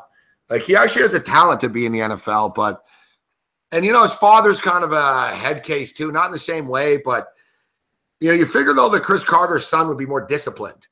And I'm not talking shit about their family or anything like that, but it just seems like, that for Chris Carter, who preaches, everything right and he's always so sanctimonious about everything. It's like, fuck, dude, your fucking kid's a nut job, fuck, and your kid plays football. You're always preaching about other people. How come you can't, like Chris Carter's always saying, I mentor this guy and I talk to this guy in the NFL. It's like, maybe it's time to talk to your fucking kid and tell your kid to get his fucking ass in order here and stop fucking fighting in practice every week, fuck. I agree. There's some one-handed catches and diving catches and catches in traffic with 2 guys covering him down the field, and I see Duron Carter able to make these great catches. It makes you think the guy does have some kind of talent that would maybe make NFL teams take notice. But then again, his demeanor, the incident he had in Montreal last year, you remember on the sideline with Rick Campbell, the Ottawa Red Blacks head coach. I mean, there's just a lot of stuff inside that's that was good. That was good, actually, when he bumped the coach. I actually like that. It was a stupid thing to fucking do. Stupid, yeah. Like Chris Carter scored a touchdown, guys. It was a mouthy game and a chippy game, and they were beating up Carter. They were personal, like they were hitting him and pass interference. He finally made a fucking play, and he caught the ball and he made a big deal. He fucking made his big celebration, but then after the touchdown, he fucking walked past. In the CFL, the teams are on the same side, right? Like on the different ends, but he purposely walked past like the opposition's bench. And yeah, the coach embellished it, but he basically ran the coach over, fuck. Like, it was funny. You're like, holy fuck, this kid's nuts, fuck. But yeah, he went up to like the bench and he started talking shit. He fucking sort of gave a shoulder pad to the coach. Then the coach fucking acted like he got shot and shit. Listen, I don't mind Carter's edginess and shit, but it just seems like Saskatchewan have a good thing going right now. Trent Richardson's fitting in. They have all these fucking weapons and shit.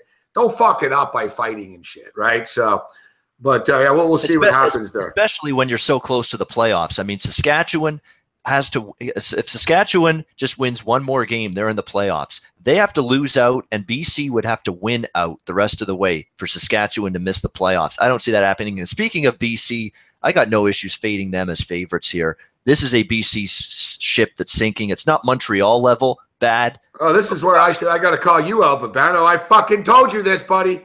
Earlier in the year, you were high on BC every week. I told you they're soft, they're flaky, they're not good.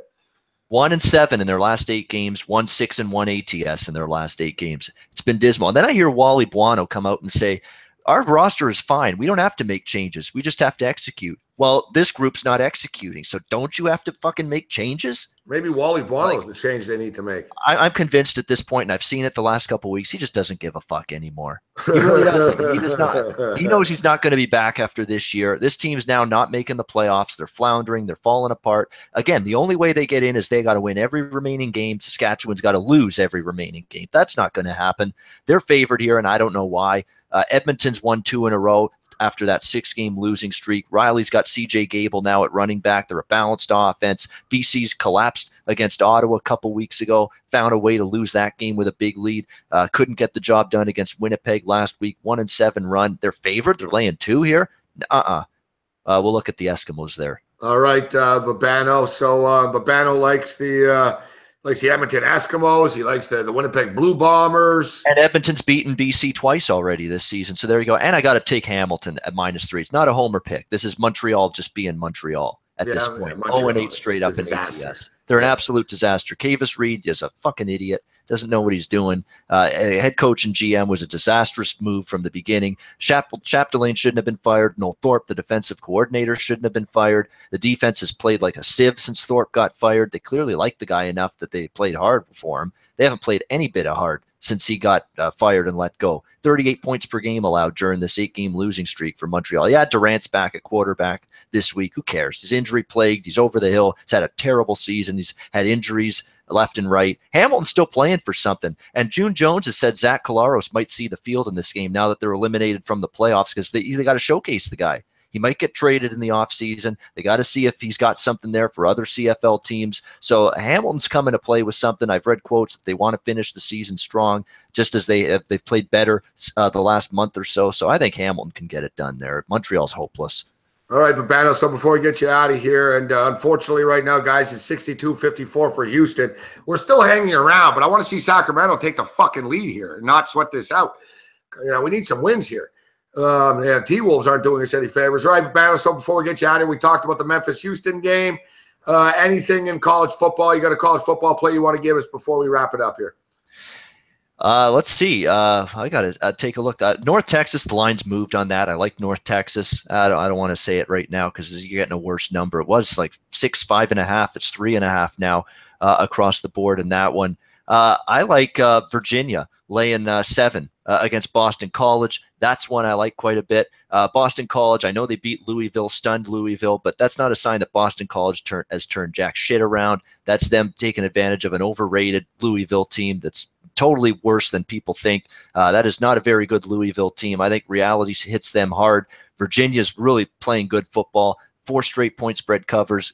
Beat Boise up on the blue turf. Beat North Carolina last week. And could have won that game by a larger spread if they outgained North Carolina heavily. I think Virginia gets the job done in that game. What else are we looking at? We're looking at SC plus 3.5 against Notre Dame.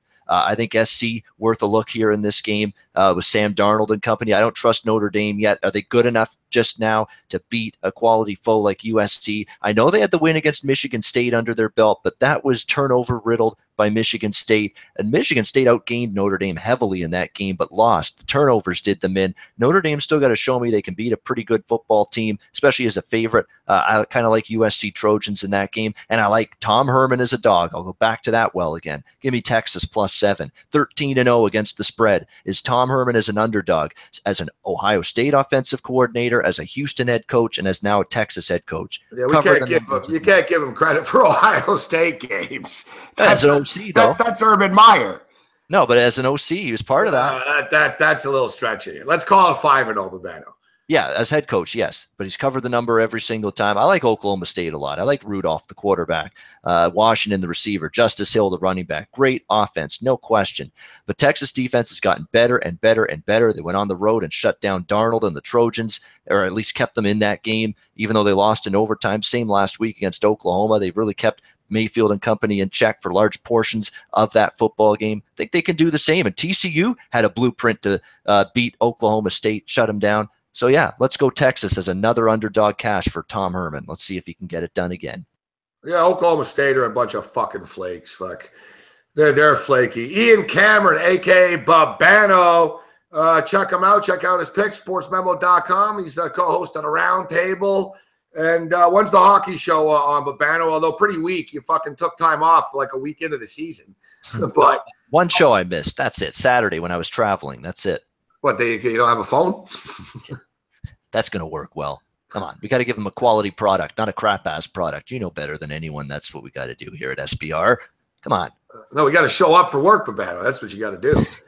That's what you got to do. But nevertheless, we can't all spend weekends in Muskoka at the cottage like Ian Cameron can. I figure I got to do it now before November. November basketball and college basketball hits hard and heavy, and I'm a big college. Oh, no, November. Fuck, it's fucking cold up there in Muskoka too. Yeah, exactly. By then, yeah, Muskoka can stay up there. Yeah. I know it's not beautiful up there. I've been to Deerhurst Resorts up there before. Especially with the colors, the leaves changing color right now, the trees, the scenery up there is unbelievable. Fantastic. Great mental breather and escape. Yeah. Yeah, my scenery is fucking seeing these people in the chat. That's the scenery of my scenery. I'm not looking at any like beautiful forest or anything. I'm looking at a fucking MacBook Pro and snapping. Speaking of which, our MacBook Pro is holding up so far this evening pretty well. Did you take a bite out of Apple? No pun intended. No, I didn't. Just because, whatever. Fuck, I'm too beaten down, man. I got a lot of problems in my life. I've had a lot of bad beats, and we ended up succeeding in finishing the show last night. So no, I didn't rip Apple after the fact. I actually do have a problem. I figured something out today to sort of solve it a bit, but we'll beat the shit. We'll beat the shit out of this computer until it finally dies on us. We're gonna run it. We're gonna run this bitch into the ground, man. I agree. You run it into the ground and then you give it a funeral after that. Sounds like a plan to me. Yeah. Going back to the Ice Guys, we're on Tuesday, Thursday, Saturday, 3 days a week, 9 a.m. Eastern. We're 15-5 with best Thursday, bets. Saturday? Yeah, Tuesday. Are you going to be there this Saturday, though, or is it just like our Saturday's optional for you? No, I will be there every Saturday moving forward. Yeah, 9 a.m. Eastern time. We're 15-5. Best bets, me, Dana Lane, Alex B. Smith, Andrew McInnes, the four of us on that show. It's worth tuning in. You don't have to pay a cent. Just tune in, enjoy it, and get some good quality NHL betting discussion. NHL Ice Guys. Check it out, folks. All right. Good stuff, Babano. Thanks for joining us, buddy. All right. Awesome, Gabe. We'll talk to you next Wednesday right here on the Late Night Anger Management class. Good luck to you and everyone this weekend. Ian Cameron, a.k.a. Babano. He's so serious now, Babano. You'll love Babano. I swear to God, you ask Babano for a pick, he gives you the franchise history. What do you think of the Houston game? Well, Gabe, the University of Houston was founded in 1918, and I tell you what, Jack Pardee and Andrew, and they did a great job in 19. Ask him about fucking Houston. He started telling me about Tom Herman's doing a great job at Texas to set up the fucking storyline. I'm aware. We're aware. I love Babano, but I always tell him, like, rein it in, like, get to the pick.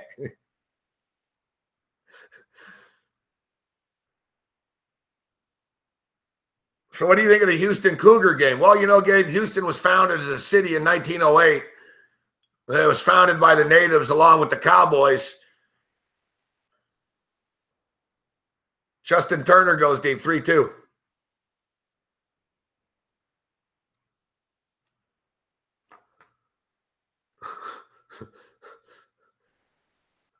Babano's the man. Thanks for joining us. All right, let's cry home a winner here, guys, in the Dodgers and in the Sacramento Kings. California, let's go, Cali. Come on, buddy, Healed. Yes, buddy. Buddy.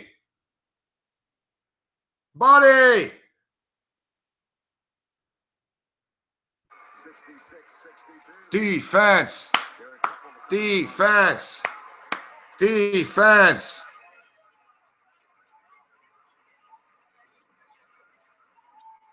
They don't chant that in Sacramento. They don't know what that is.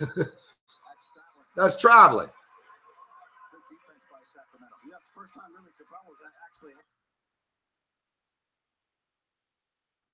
Oh, it's the Sacramento broadcast. Fuck, these guys are fucking homers, man. NBA guys, NBA announcers are the biggest fucking homers, man. The biggest homers, to me, and I see we got our boy Biggs in the house. Chris Edge here as well. So a lot of California guys would know. I don't know if Kicknuts is here in LA. I think the worst TV guy in the league is the Clippers guy. The worst broadcast team is the Clippers team to me. This guy treats the Clippers like they're 17-time defending fucking champions, man. Well, it's impossible to compete with the Clippers. And what a play by DeAndre Jordan, man. One of the best players ever to play the game. It's like, holy fuck, you guys are laying it on thick, man. It's like, you guys have never won a championship before. Huh? Like, this guy, I get it. You're keeping your job and shit, but holy fuck, bro, you're laying on. It's like, it's unlistenable. Unless you have money on the Clippers, where it's like, all right, whatever. You're on that side at least of it. It'll be interesting to see if he's flipped now that Chris Paul's not there, because Chris Paul was the greatest player in the history of the league before. Boom, buddy. Buddy Heel, buddy. Buddy Heel time. So I was saying we need one of these kids to step up, make some shots. Dick Vitale, baby, let's go. Oklahoma Sooners in the house in Sacramento. 68-68.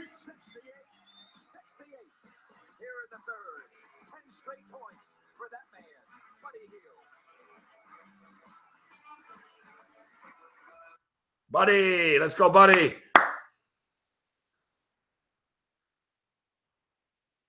Telling you, man, I like Buddy Hill. This kid's gonna be good. Fuck, he's got to fight through this, and Yeah,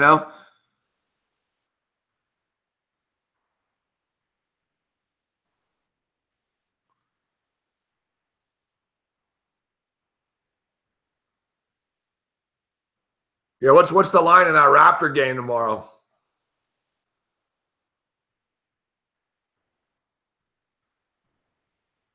They're getting the Bulls at the right spot. 13. Holy fuck. That's a little rough.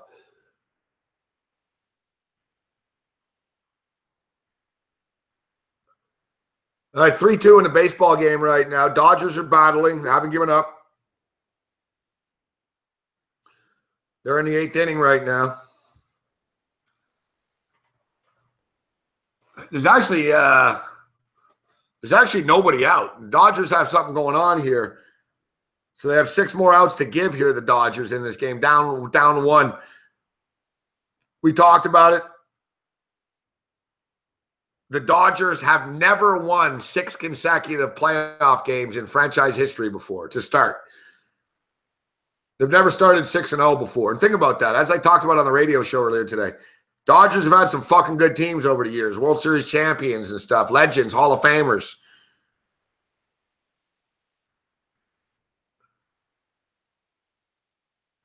That's a ball. People complain about the umping. For my money, I'm going to be honest with you. I'm not going to say the umps are doing a great job, but they're pretty consistent with screwing over the pitchers. Like I've noticed, man, you really got to throw a fucking strike. It wasn't a strike. But that's not a strike. And Buddy wants a strike. This it happened the other day, and people were bitching. And I was like, they're not strikes. You're just so used to the ump giving you strikes all the time that they're not strikes. So I'm noticing right now, Davis is getting pissed off here because he keeps painting the corner and they're not giving him the strike. But it's like, dude, it's outside. I don't know what to tell you. It is outside, bro. People say, oh, we want robots and we want the graphic fucking pitch zone, strike zone. Yeah, you get that. You're not going to like it because it's going to be merciless, fuck. Jason Dorrington in the house. Good to see you, Jason. Montreal representing. 70-68. Come on, Sacramento. Fuck. We need this one. Let's get this shit home. Mama, I'm coming home. Come on, Mama.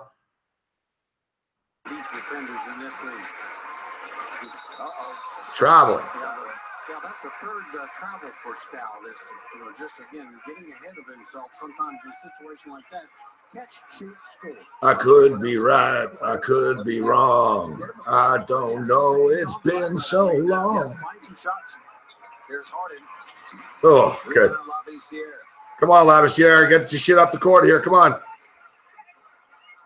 Ah, oh, fuck. You got to finish that, Hill. Fuck, he had that, too.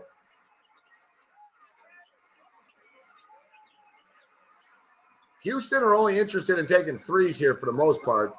Block. Nice job. Push it. Push it. Push it real good. Let's go. Push it. Push it real good. Come on. That's not pushing it real good. That's turning it over. Oh, they turn it over back. Ah. Fuck. Fuck.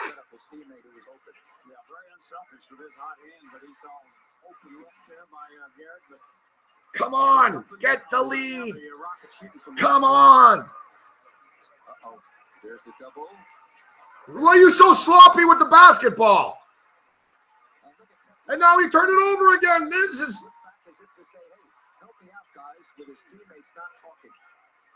Who's number 7? Fuck, I want to punch you in the face. Lavisier, get your shit together.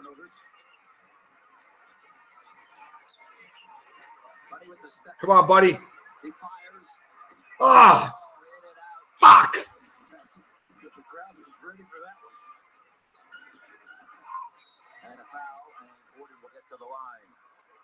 Can anybody fucking do anything? Is my buddy healed on this team?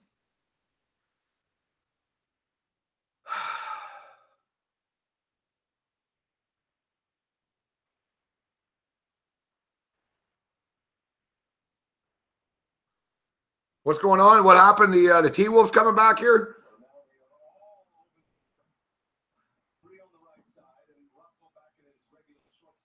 Well, they got a shift going on here. Fucking bunt, man.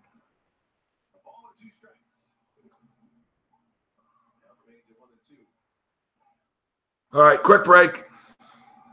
Bong break, smoke break.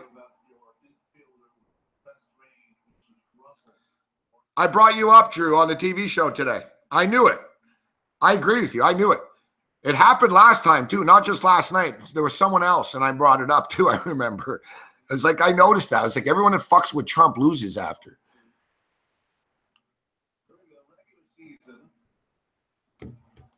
I forget who the other team was. It was one of the first athletes to fucking fuck with Trump. And I remember I was like, yeah, this team lost. So the coach lost after. Might have been Popovich in the playoffs, actually. I'd be curious to see who covered if Puig does take off. Bryant, the third baseman, is over there essentially playing in the second base position by the bat. He will have to cover. Puig ran against Arrieta last time he was on base. Puig stays put, and that one's inside, almost hit him. Fuck, Anderson, why did you move? I never understand that in the playoffs. If you're in the playoffs and you're about to get hit by a pitch, get hit by the pitch, fuck. What are you moving for, man? 2 balls and 2 strikes. I know it's human nature, but you got to suck it up. Take it. Take it for the team.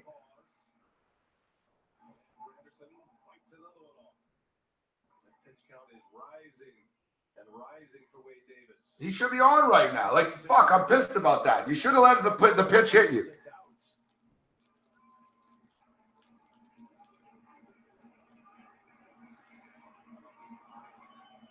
One swing of the bat could put the Dodgers on top. It could put them 6 outs away from a World Series.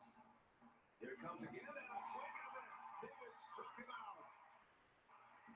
Anderson is claiming he fouled it, and it hit the ground. It did. It did. Jim Wolf says, I don't think so. Yeah. Fuck you. Not reviewable, by the way. Oh, now as soon as I give credit to the umps, that's a foul tip. You can tell he tipped it. Everyone can tell he tipped it. At some point where foul tips are reviewable, but they are not right now. They are not now. And Jim Wolf is telling Dave Roberts that he did not hear the foul tip from Granderson. Do we see it on our replay? I missed. It's just that Contreras dropped it. Good try by the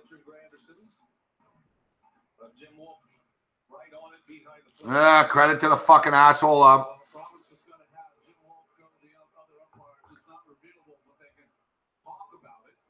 Anyone saw it on the field, but we saw it on our replay. Anderson did not get a piece of it. Hey, Up's doing a good job talking about it, even though they're not going to change it. At least they're trying here. They're doing a good job. Leaning in, that is the third base umpire who would probably have the best look, Eric Cooper, but really They tried. Is the one who's got to make that call. Make that call because they fear it. I don't know what they're talking about. He didn't touch it. I thought he tipped it because it bounced, but I was wrong.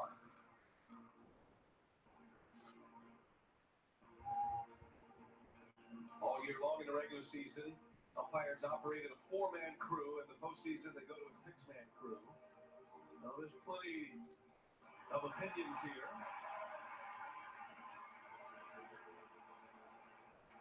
Replay speeds, cameras are getting so good nowadays. I do think this could be something that would be reviewable down the road.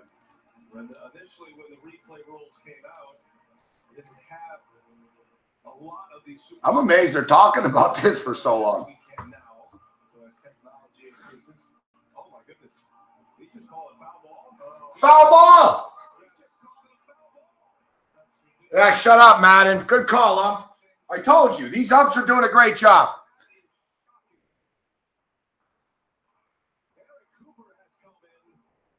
This is awesome. Dodgers are going to win this game now. The Cubs are going to melt down.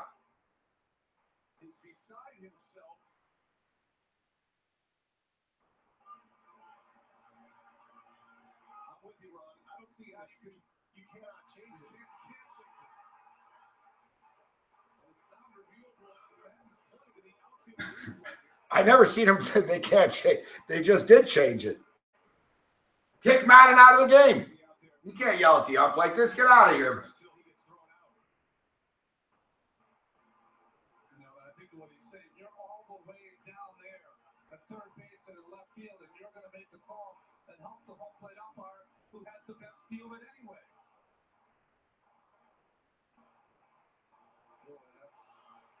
That's a big change.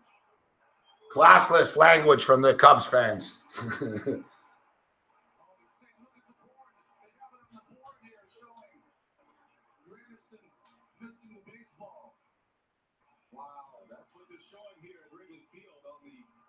Hey, settle down, Ron Darling. Here's the angle again, and now Joe Madden's going after the other two umpires, and I think he's just been tossed. Mike Winter just threw him out. And Joe, rightly so. I mean, the rhythm of what would be a regular season situation here, right? It's never overturned. Perfect. He just got tossed. Dodgers going to win. He has the best view, unless there's an evident one where he maybe didn't see it. And then he can ask for help, but he saw it, and then he went to the other umpires, and then they changed. Wow, that is a very bad decision. And apparently, from Eric Cooper, the third base umpire who overruled Jim Wolf essentially is saying, and he gathers together, I need help on this call, and Mike Winter's just a casual toss of Joe Madden, who has now been ejected twice in this NLCS. What's done is done. Been a little bit of a delay here for Davis as well. He's got to wind it back up and 2-2 count. Weeks to the first. And no foul ball as Granderson is out on strikes. Oh, come on, Granderson, after all that.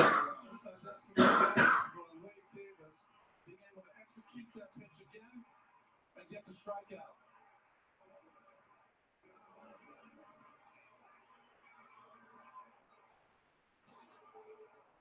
The shame he had to throw it again. A great pitch by Davis. So 2 minutes out now. Yasmani Grandal at the plate. I know it's only one extra pitch, but this is vital for Davis as he's trying to navigate to a 6-out save. Trying to get his third out here.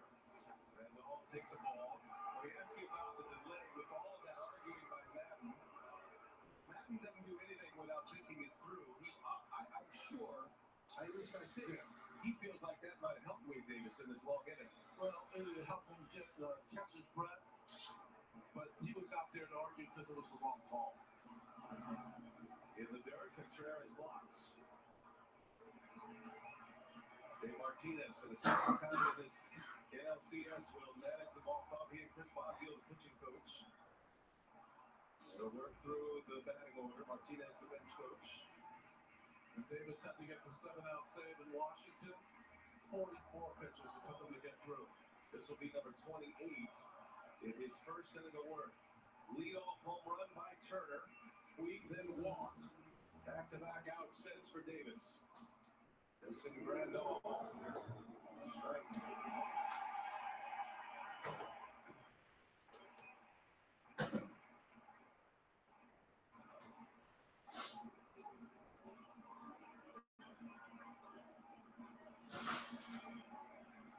Monty Grandal. First start of this series. He's been on twice via the walk.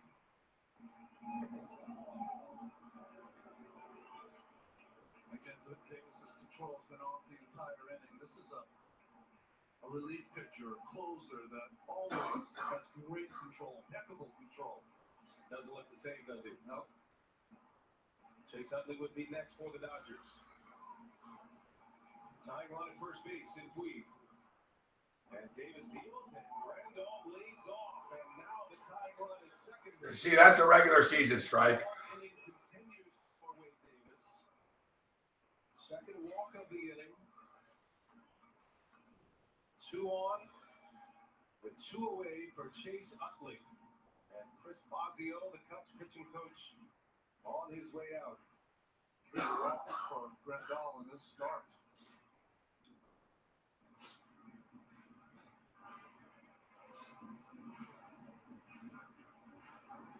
30 pitches for Wade Davis. 15 and 15 for a close.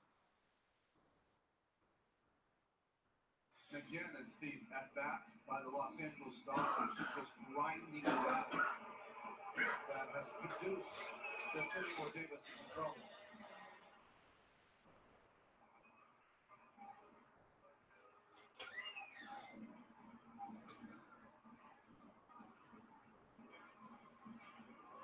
So it's going to be Wade Davis against Chase Utley. We got a pinch runner over at first base. Grandal will be lifted. Charlie Culberson will come on the run. He carries the go-ahead run for Los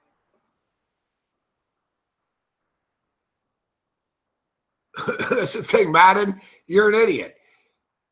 You know, Tony Sincata brought this up earlier today with me. Tony Sincata brought this up, and he's like, you know, this Madden's always about Madden, you know? That's the thing. Like, Madden, I get it. You're pissed.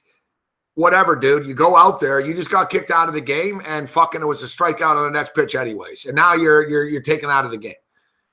Like, that's not responsible. Like, it's stupid. But, you know, he just wanted to go out on a show, and, oh, we're going to get swept. It's not my fault. You guys are talking about fucking Minnesota winning. They're losing right now by 8. It's 192.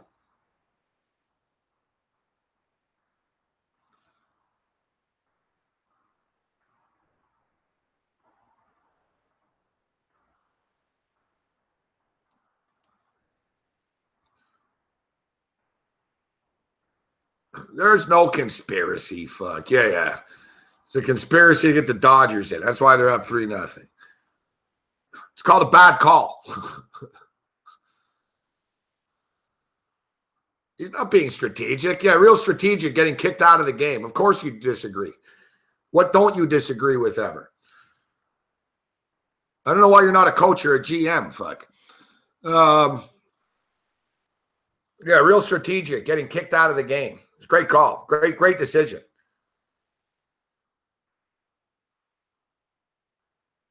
It's a selfish decision.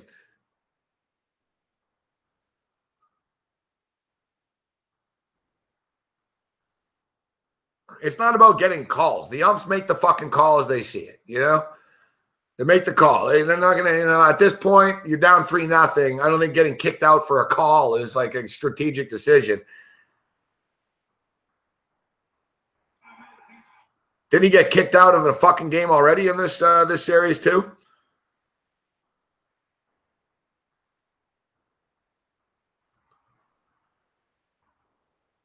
$81.76. Is it going to get to 200? I don't know. Fuck. It's lower scoring than we thought here. You know, Houston or gas. Sacramento just aren't good enough to take advantage of it. Vince Carter on the floor now. They got De'Aaron Fox. Unbelievable. Houston, 20 of 21 from the free throw line. Sacramento's taken 4 free throws all night. Fuck. Hard to win a basketball game, guys, when you're shooting from the outside all night. And here they're going to settle for a bad shot. I don't know how that wasn't a foul. What the fuck are you doing, dude? How do you fucking put it over the fucking backboard from that close? Who is that? Costas, you're under the fucking basket and you just threw it over the backboard. What the fuck was that? This is a fucking train wreck, fuck.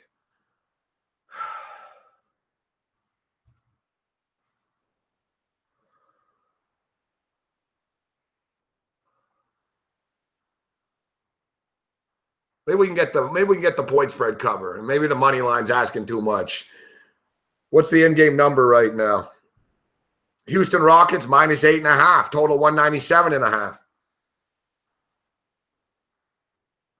It's not that bad. It's 81-76. I'm not panicking. It's just, it's frustrating. Houston aren't playing well, and Sacramento fucking aren't taking advantage of it. You know, there's a lot of new dudes on Sacramento. It's fuck. There's no chemistry. You guys are settling for bad shots all the time. I'm still pissed about that last shot. You're a fucking idiot. I've never seen that in my life. Like, I've seen the ball bounce up and go over, okay. But, dude, you were 2 feet in front of the basket. You did some skyhook shot that went over the fucking, you know, like it didn't even hit the rim, fuck. It just went over the fucking backboard. Doing? Like, how did you just shot a basketball 13 feet in the air, fuck? Like, you're a fucking idiot. Get the fuck off the floor, fuck.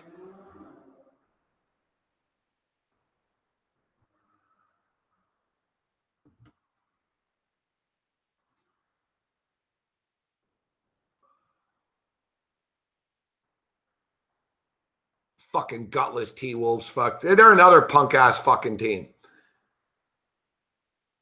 All this fucking talent, but they're fucking flakes.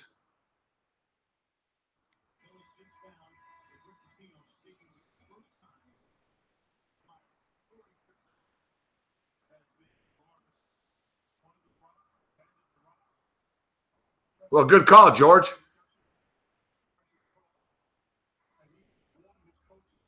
I don't like the T-Wolves. I think they're overrated. You know, for me, it was an anti Kawhi, not Kawhi Leonard not being there.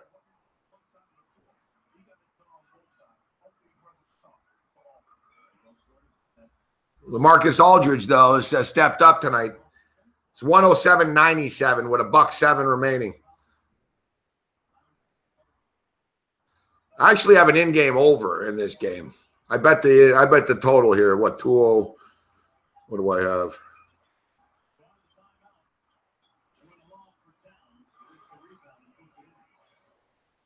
I know. It's a fucking disaster, though. I'll tell you that much. I'm not happy. The last few nights have been rough. What do I have the over at? Over 207. Oh, great. 107.99. 206. I have over 207. There's just 44 seconds left. You guys just quit like that? What a gutless fucking performance, man.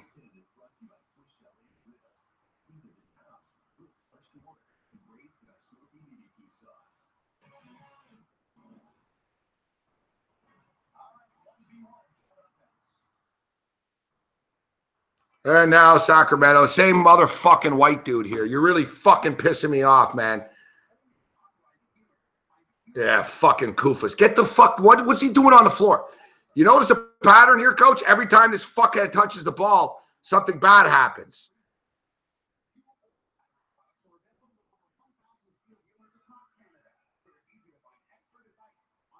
All right, come on, guys. We're down by 8 here. You got to stop the bleeding.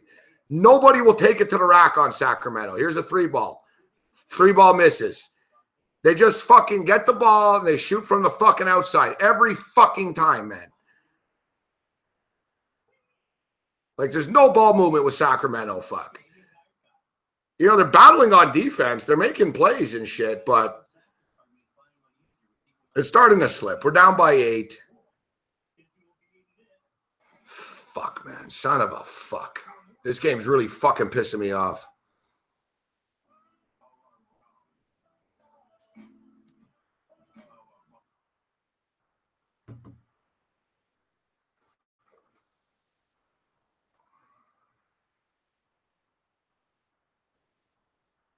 And the Portland Trailblazers are absolutely fucking destroying the Phoenix Suns. 98-55. 98-55. How's my, I guess my Devin Booker prop's not too good. Unless he's got 24 of their 55 points.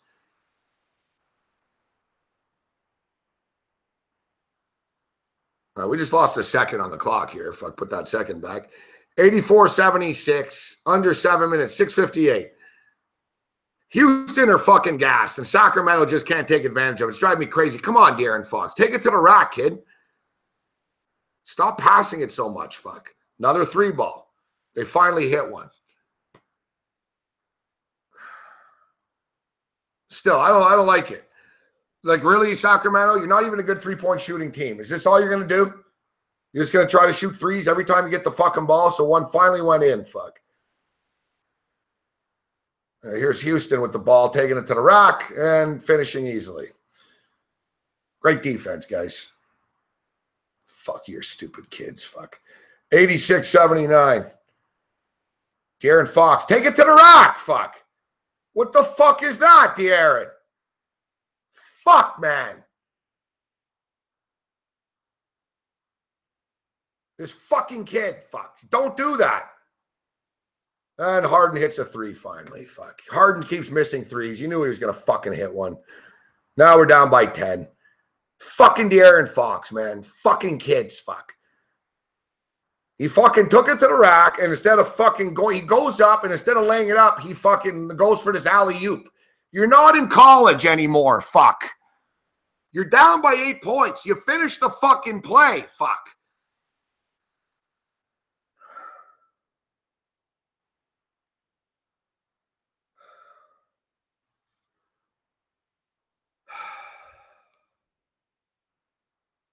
Fucking kids, man.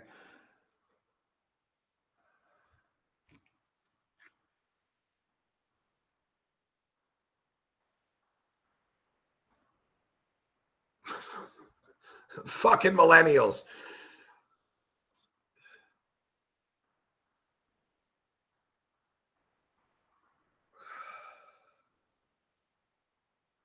Yeah, I wish I could tell him, Jax J, but unfortunately I'm not on the bench.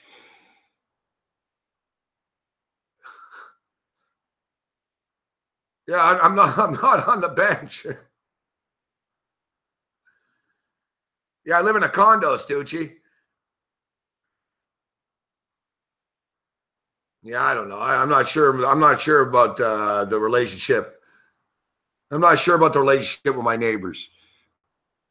They're all they're all dickheads anyways. I've never had a noise complaint since I've lived here. I've been here 2 years. I've been doing shows here. I never had a noise complaint.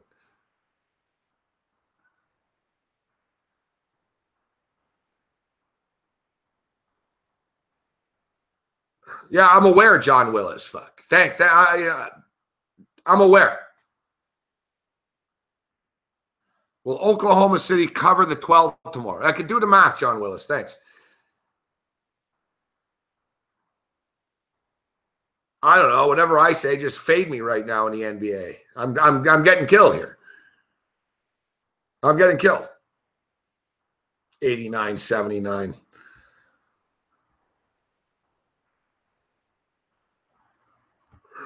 Of course, Carmelo opens up against the Knicks.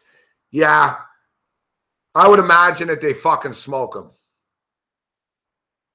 The Knicks are bad. I see the Clippers are laying 5 to the Lakers. We'll step up with some props tomorrow night. We'll get back on track tomorrow night. There's football, a couple of isolated basketball games. My Toronto Raptors are in action. Raptors aren't really built to beat teams by 13, though. We might have to do a fucking square parlay. Raptors, Thunder, and fucking mix in something else along the way. So how many points does Damian Lillard have? I got over 29.5, so I'm assuming that he probably has 26, and they took him out of the game.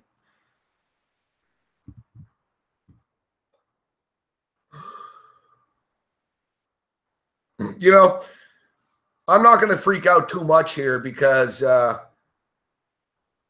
should know not to bet heavily, which of course for some reason I've been betting really big units the last few days, and I'm losing suddenly.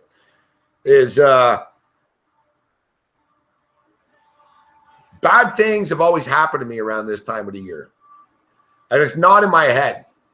Like I realized that the other day. I was like, oh fuck, yeah, that's right. I was like, man. All right, double play, double play, double play.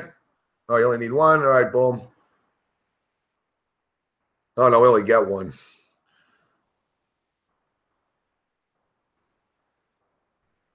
$92.83 right now. Now we're down by 9. Get the fucking rebound. All right. We're running out of real estate, boys. There's 4.5 minutes left. We're down by 9. I got them plus 8, 8.5, but I really want this money line. They haven't led all night, though, so I wouldn't count on the money line. It's going to be, we're hanging on for dear life to cover the number here, but I'll take the spread if we can get it. See, you know, you just took it to the rack and you kicked it out. Why don't you just lay it in? Are you guys, like, adverse to fucking layups? Buddy Hield for 3. He hits it. I don't like it, though. Fuck, man. It's all you fucking kids are doing. Oh, we got a turnover. 92-86 turnover. Even D'Antoni looks tired. He's like, oh, God, is this game going to get over or what? Like, this game is there for the taking, Sacramento. Get it to DeMarcus Cousins. Oh, shit. He's not there.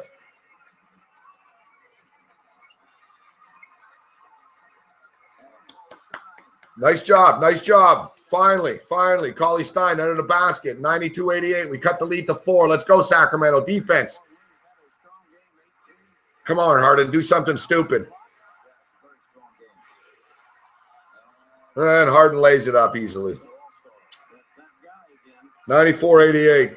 6-point differential. Well, you know, Buddy Hield is going to take a 3 here, so. Nice. That's the 13th foul. No, it's only the 13th foul. Of course, they're not fucking, they don't take the rim. All right, we're going to try to sweat this one home, guys. And if not, I guess SPR and Costa Rica can have a nice laugh about another Morency bad beat in the late night hours here. The wins are few and far between. I need it. The Dodger under's looking all right. Yeah, let me check in on this stupid Lillard prop. Fuck. I'll go over the NBA games a little bit for you guys to, here too for tomorrow. For those of you that keep asking, Lillard. Oh, of course, I called it. Lillard, 27 points, and he's on the bench. That's just fucking great. Thanks, Phoenix. Thanks for being down by 50, so they took out Damian Lillard.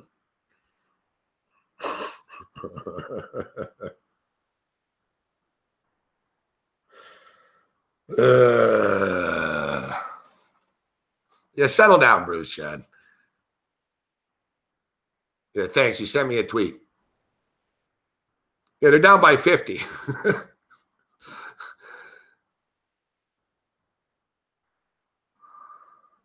96-90. Another way to score. 96-90. 2 minutes left. Buddy Hield has 17, but the Kings have to get some stops. Timeout. Yeah, the money line's not happening. We're down by 6. Maybe we can get this cover. We got to stay positive. We'll get the cover. Fucking Cubs, though, first and third, 2 out. Let's get out of this at 3-2 and win this game 4-3. Get a 2-run shot here. Send these son of a bitch Cub fans home unhappy here tonight. It's a cold world. Thanks for coming. Thank you. Come again.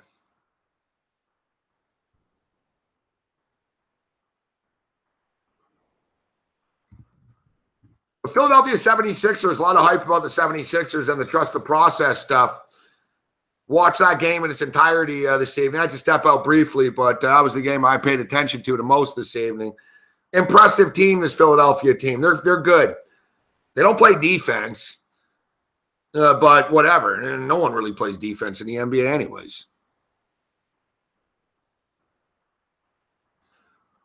But yeah, we were impressed with Philadelphia. It was nice Philadelphia got us the cover. That helped. That helped us be impressed with them. But yeah, you know, they look like they're a good basketball team. They can score. They can shoot the 3. This team. They have a lot of guys who can hit the 3. They're athletic. They're young. I see what people are seeing in Philadelphia. It's still a huge jump to get to 40.5 wins from 28. 13-point spike, but Dodgers going to get out of this. Milwaukee. You know, I had Coach Nick on the show yesterday, and I asked Coach Nick, I said, who's a team that not a lot of people are talking about that you think that actually could be really good? And he said Milwaukee. And Milwaukee starts off the season with a 108-100 victory, and Milwaukee's a dangerous team. Raptors played Milwaukee in the playoffs last year, and you could see the potential that this team has. I'm a big Malcolm Brogdon fan. I tell you what, if Malcolm Brogdon is going to be scoring 19 points and shit, then they're really going to be tough to beat. I'm a big Malcolm Brogdon fan. It's funny, too, because the Bucks wanted in on the Kyrie Irving stuff, and supposedly they offered Brogdon up, and thought Brogdon was a real steal to get if you're the Cavaliers. Look, the Greek Freak is a fucking freak. What are you going to say about the guy? The guy had 37 points tonight and 13 rebounds. 37 and 13.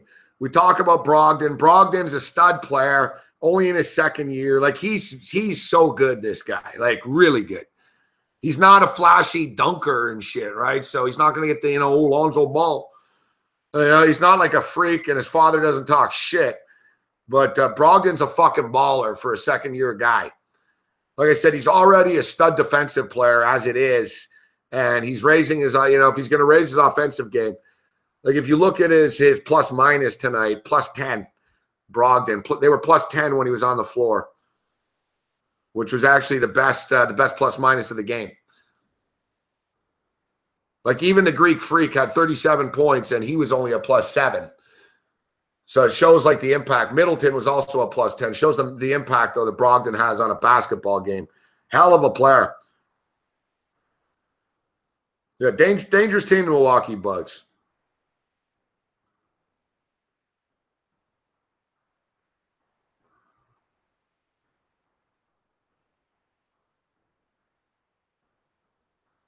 Yeah, Brogdon's a fucking stud. Who, Brogdon? What school did he go to? Virginia Cavaliers. Kyrie Irving went to Duke. I'm not sure who you're asking about.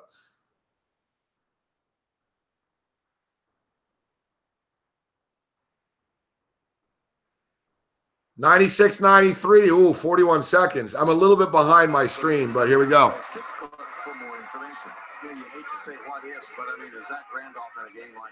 Oh, I missed the free throw.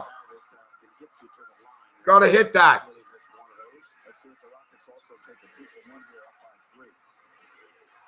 They're up by 3 with 30 seconds remaining. Here's Harden. Too easy. 98-93. 28 seconds remaining. Come on, guys. Fuck. Harden just fucking walked up and lobbed it up and Capella dunked it. Come on, guys. At least make them work for it and put Capella on the line, man. Yeah, we got a little ambitious with the money line. Let's just get the fucking point spread, all right? I'll take the point spread. Cubs Dodgers resume, 9th inning. 0-2 count right now.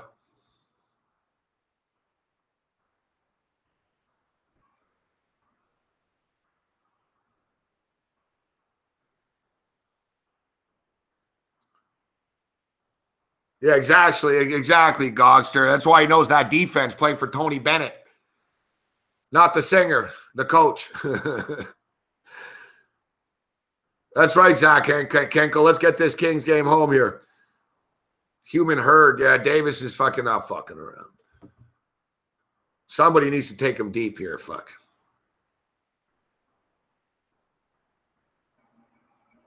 Wade Davis has 3-2.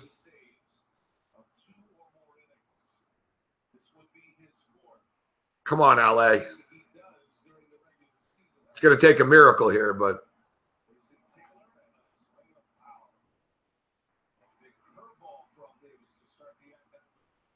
Chris Taylor.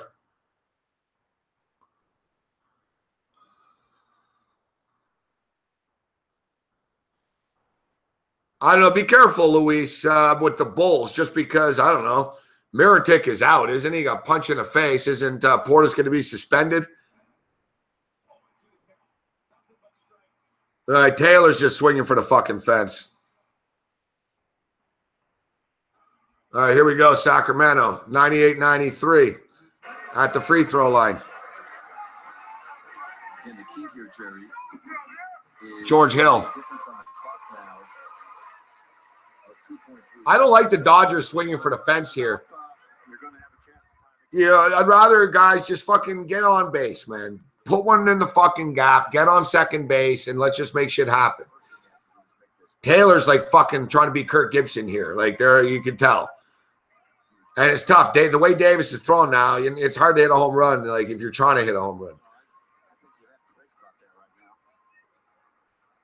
98-94.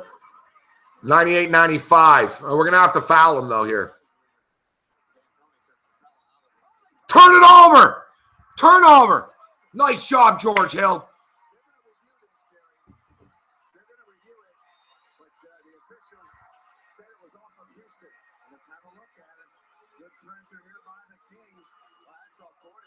That's off of Houston.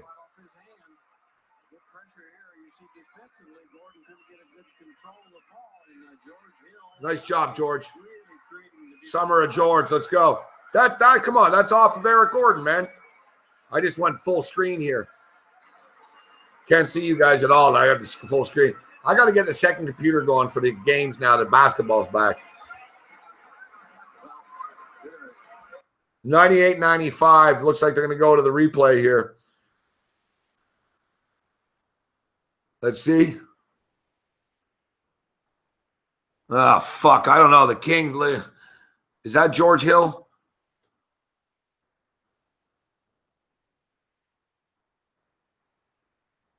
That's hard to tell. I don't know. It's going to be hard to overturn. Oh, Dodgers get a walk. Good job, Taylor.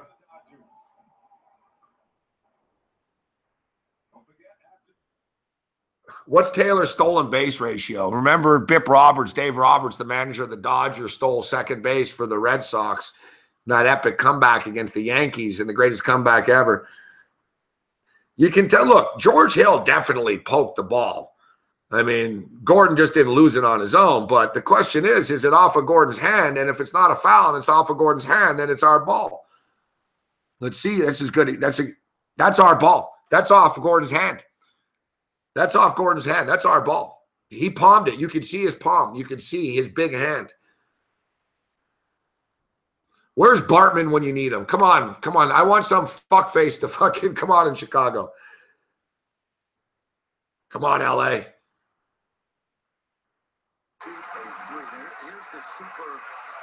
Yeah, that's all for Gordon. Come on. I know what. Oh, shit. My feed just fuck. I hit pause.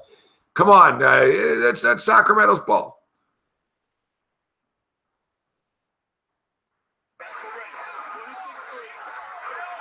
See the big discussion at the scores table.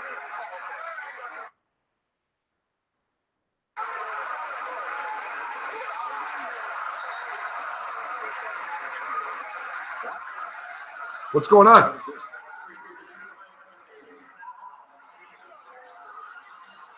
What? Boy, I'm sorry, I didn't see that. I didn't see that. You can't review a foul.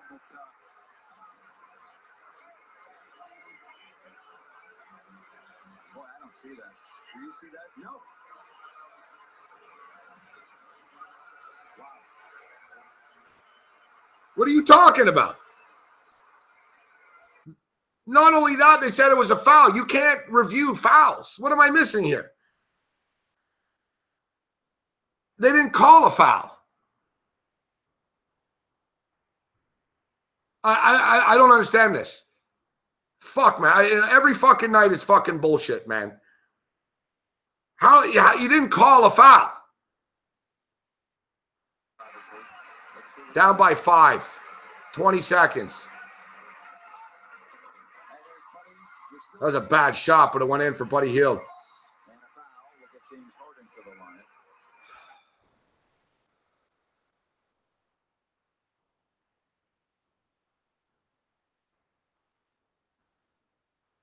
Oh, and the Cubs win 3-2. Fuck. I hate that Cubs stupid song they fucking sing after.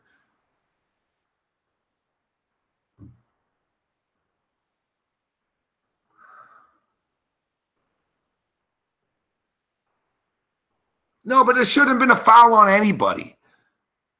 It shouldn't have been a foul on anybody. They should have just said, listen, it's off of him or it's off of him. They didn't call a foul. You know, that's what's ridiculous about this. Fuck.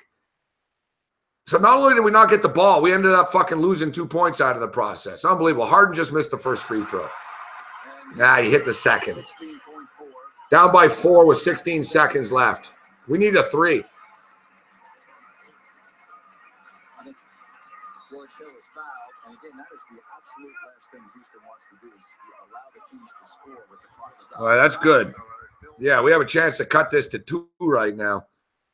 The only problem is we're running out of real estate, guys. We're going to need a 3. Like, you know, take the 2 shots here, foul, and then after, you don't have a choice but to take a fucking 3. It doesn't, I don't know. Like, we'll see if we can hang on to the point spread here. George Hill. I don't know why George Hill didn't play more earlier. Fuck, Hill's like the only guy to know what he's fucking doing out here. 101-98. Fuck, this game was here for the taking, Sacramento. It was there for the taking for you guys. George Hill, 16 points. On the free throw line for one more. 101-98, 10 seconds remaining. Can cut it to 2. He misses. Fuck.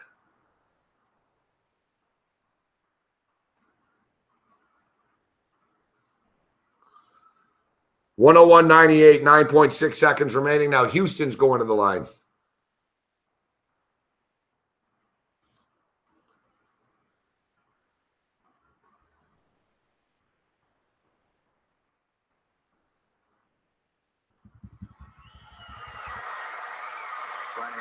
Ryan Anderson's not going to miss. They're up by 4 now. So what's the deal? Let's go worst case scenario. They go up by 5. Sacramento goes down the court, misses the shot. They miss. They foul. We lose by 7, depending on what you got the number at. We played it earlier in the day.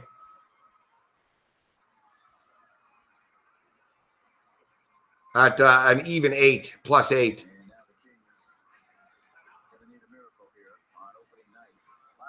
Down by 5 with 9 seconds remaining. Yeah, you know what? The Kings doesn't look bad here for their first game. You know, the coach, I didn't like the rotation so much. Too much 3 shots, too many 3 balls. Got to take it to the rack more. Not a disaster for Sacramento, though. You know, they're in the game. You know, it's 103-98 right now.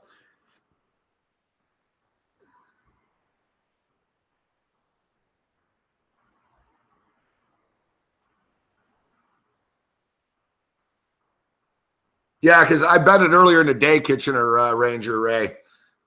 I knew Chris Paul was going to be out, and it was never announced he was going to be out, so I played it earlier. Fuck Patino. Patino's not getting a bad rap. Patino's a fucking sleazeball. What do you mean he's getting a bad rap? Patino was fucking having an affair in his office, got extorted by the mistress, had a prostitution fucking ring fucking running in his fucking school, had crooked shoe deals with Adidas, gave $100,000 to a player through an assistant coach, and then pretended he knew nothing about it. Like, you want me to go on? Oh, yeah, Patino's a scapegoat here. The guy was fucking doing hookers, mistresses, taking money from Adidas, paying players off. He couldn't have been more crooked. Like, I don't know, like, you know, like, well, let's check. Like, what didn't he do? Bobby Petrino crashed a motorcycle once with a chick, and oh, he's the worst guy ever. Petrino gets a pass all the time. Like I said, Petrino's like Bill Clinton, fuck. He had chicks blowing him in his office, fuck.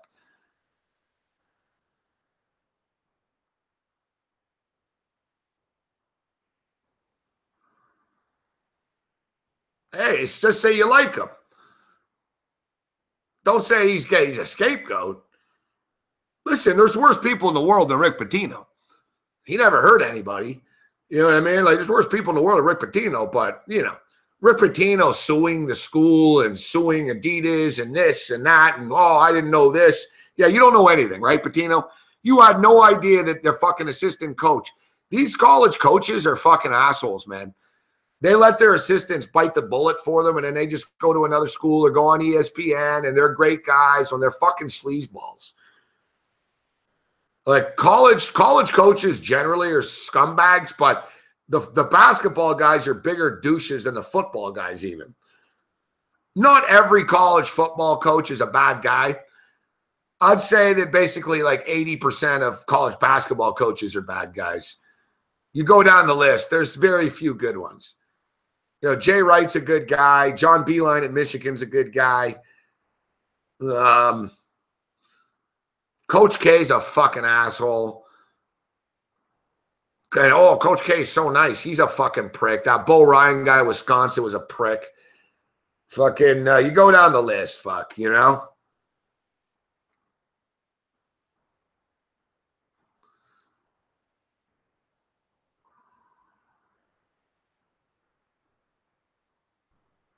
Oh, 105-100 final score. Well, we don't hit the money line, but hey, at least we hit the side, eh? Good pick. We thought Houston, we thought it was a play against. Good pick. We got a little greedy with the money line.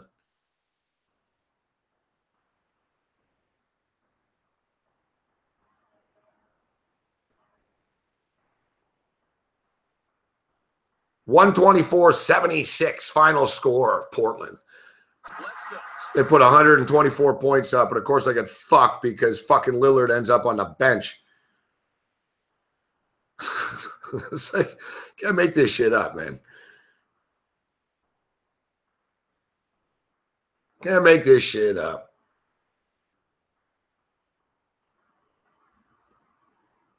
How about this for the plus minuses tonight on TJ Warren's a minus 42 tonight. Great job, TJ. So when you were on the court, you got outscored by 42 points. Is anybody respectable on the Phoenix Suns where you could say, well, listen, look at the differential when I was on the court. Bender was on the court for 21 minutes. He was only a minus 10. Daniels was a minus 32. Booker's a minus 29. Eric Bledsoe minus 41. Tyson Chandler, you fucking suck, Chandler. Like, you've been around forever, fuck.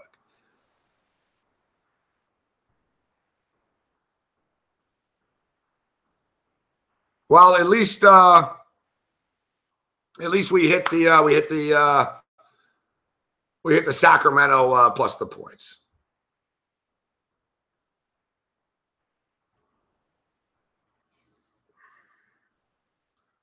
Montreal Canadiens and the LA Kings for the late night Mavens. Late night Mavens. I think the Montreal Canadiens will lose. I haven't paid attention to this game. I guess we'll switch over right now.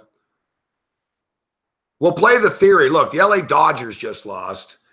Are the LA Kings really going to lose now? Is it going to be a bookie night in LA? Generally, you'll notice this. I like to keep, we should keep track of this now that the season started, actually. I will with the Toronto one. Let's keep, if you guys and you can in your specific city, keep track of this, all right? We'll start tomorrow. Basically, if you notice, it's rare when, if a sports city has teams in multiple leagues and shit, and they're playing on the same night, it's fucking rare that one city is going to go 3-0 in the NBA, MLB, and NHL. Or let's say during the wintertime, the NBA and the NHL. So cities that have NHL teams and NBA teams, and they're both playing on the same night. It's rare they'll both win. It's just a weird deal of it doesn't happen. We call it the bookie special, so to speak, right? Because a lot of people always bet on home teams all the time. So bookies love it when they don't win. I started tracking this because Toronto is generally historically a loser sports city. And I started tracking this years ago. And I started noticing. I was like, you know what? When the Blue Jays and the Raptors and the Leafs all play on the same days, they never all win. Like, you're lucky to get one win. Or TFC's another one, the soccer team. And people started to catch on with me. They're like, fuck, Morency, I noticed you're right. The Toronto teams never all win on the same night. I'm like, no, they never do. Like I said, they're not good enough. Like, that correlation between all of them, they never all win on the same night. So we'll see if the LA factor comes into play here tonight. My thoughts on the Raptors tomorrow are they probably win by like 12 or something, and the spread's 13. I think the Raptors win the game tomorrow, but I wouldn't lay 13 points.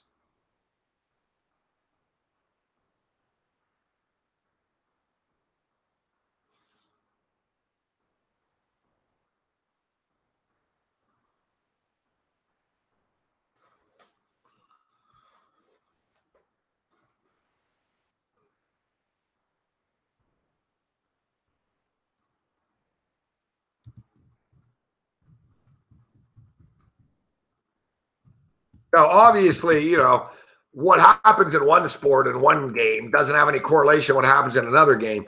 But it's just one of these little interesting little tidbit side deals almost that you'll notice. Like I said, whatever city you're in, keep your eye on that.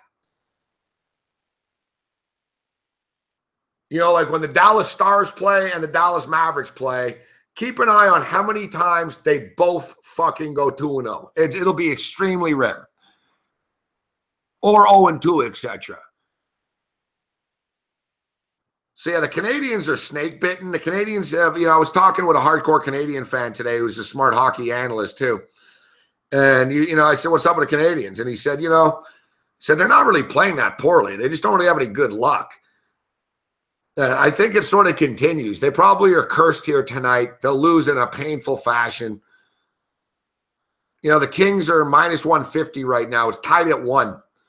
Carey Price is standing on his head from what I understand. It's tied at 1 right now after 40 minutes of play. The Kings are minus 150 and the over-under is 3.5. Over-under is 3.5, and that's minus 150 also to the over.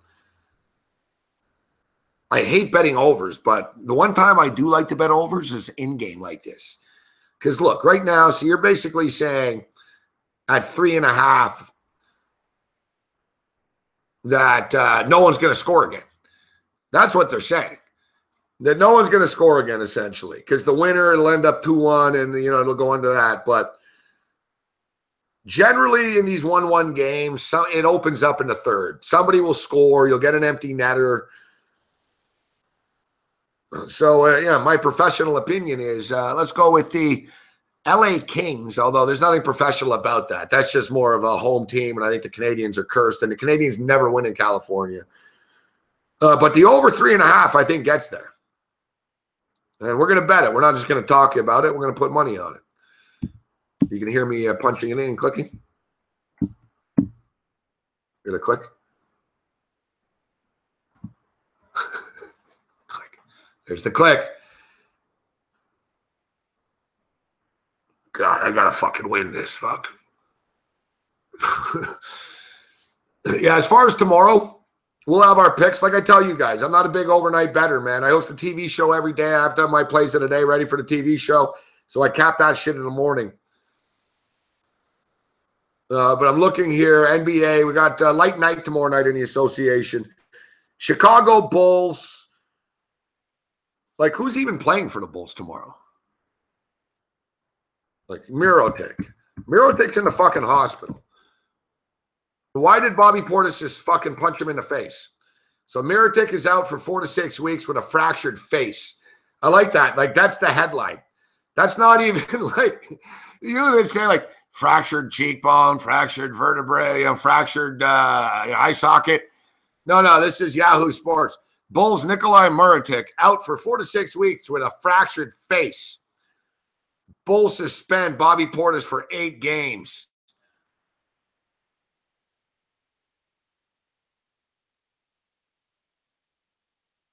But what happened?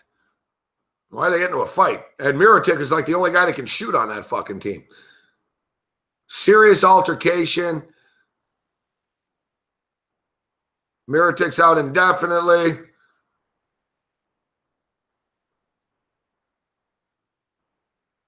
It says Portis actually got injured in the fight as well.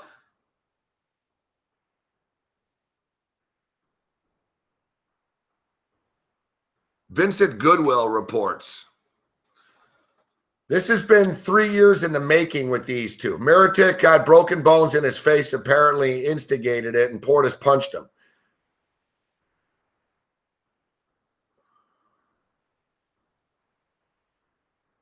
Wojnarowski, who's the big NBA source for everything. Portis, Mirotic were getting verbal, physical, and escalating the punches. Portis connected. Mirotic stayed down several minutes. What a disaster. The Bulls are already a fucking joke. So, like, yeah, who's their line? Who's playing tomorrow? Like, what's their starting 5 now? Yeah, the Raptors might just fucking destroy them. Like I said, I'm going to be nice and safe tomorrow. I'm playing the Raptors in Oklahoma City in a moneyline parlay. And I'm probably going to have to add another game in here to make it worth it. But, like, who they have in the lineup tomorrow? Lauri Markkanen will be starting suddenly. You got Robin Lopez, Lauri Markkanen, Zach LaVine. But Zach LaVine's hurt, isn't he? Fuck.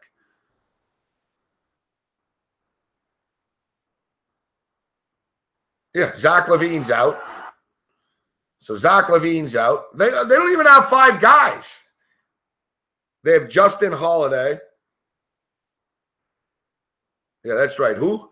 Denzel Valentine, Justin Holiday, Chris Dunn, Jarius Grant. Like, literally, that's their team. Like, Portis is out, Mirotic is out, Zach LaVine is out. So you've got Robin Lopez, Justin Holiday, Denzel Valentine, Chris Dunn, and Jarius Grant. That's your fucking starting 5. Yeah, if the Raptors don't win by 18 or something fucking wrong. Oh, Dunn's out too.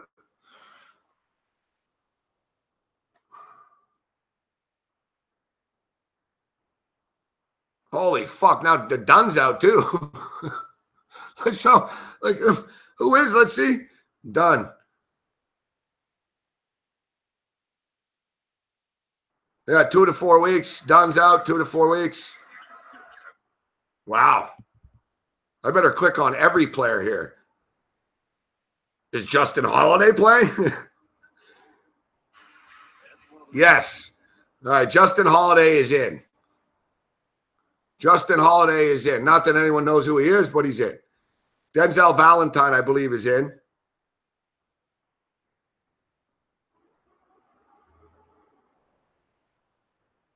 Holy fuck. I'll have to do some research overnight here, but man, they got nothing. Steve Pushy, push it real good. Clippers, Lakers under 220.5.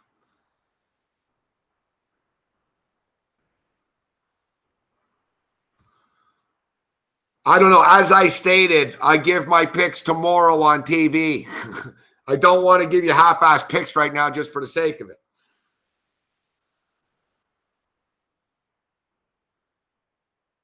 I don't know. The Lakers don't play defense, and the Clippers are going to play a pretty up tempo.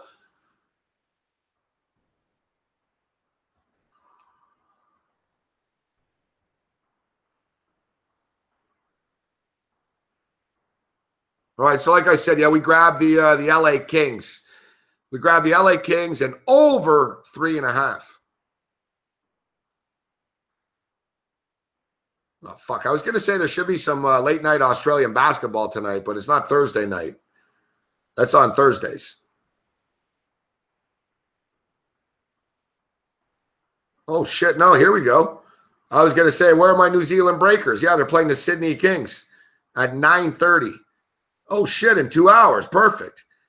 I told you, whenever I'm in need, I go back to a friend in Indeed, and that's the New Zealand Breakers. That's my team in the NBL, the National Basketball League of Australia. I don't know if you guys remember, but it was last Wednesday or Thursday night, I tweeted it out at 2 in the morning. I said, late night DGen special. The New Zealand Breakers plus 1.5 over 168.5. Boom, we cashed them both. You know, I'm not kidding. Like, they are my favorite team in this. I watch a lot of Australian Basketball League action, but I've always had a soft spot for the New Zealand Breakers. They've been real good to me. So they're playing the Sydney Kings. The Sydney Kings are interesting. The Sydney Kings uniforms look like the Lakers. They're a flashy team. They're purple and gold. Let's check in. How has Sydney done so far? I think they lost, actually, last week. Oceania, Australia. Sydney Kings 1-2.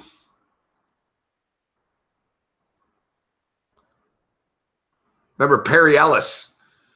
Perry Ellis from Kansas. He's on the Sydney Kings.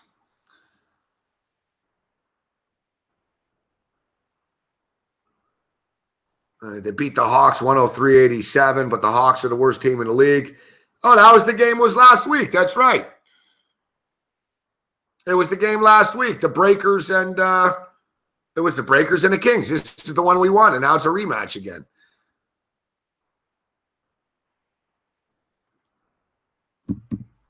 NBLOU. Let me just get a quick I want to make sure where this game is. I get fucked up with these fucking international games sometimes. You know, like how in our sports, like the home team's always on the bottom? But you know how in soccer, they have the home team's on top? Now, when you get into these international basketball leagues, the sportsbook likes to fuck with you and not let you know. And like some countries, they make it on the bottom, and some countries, they want it on the top. No, I don't want Game Center. I want a fucking preview.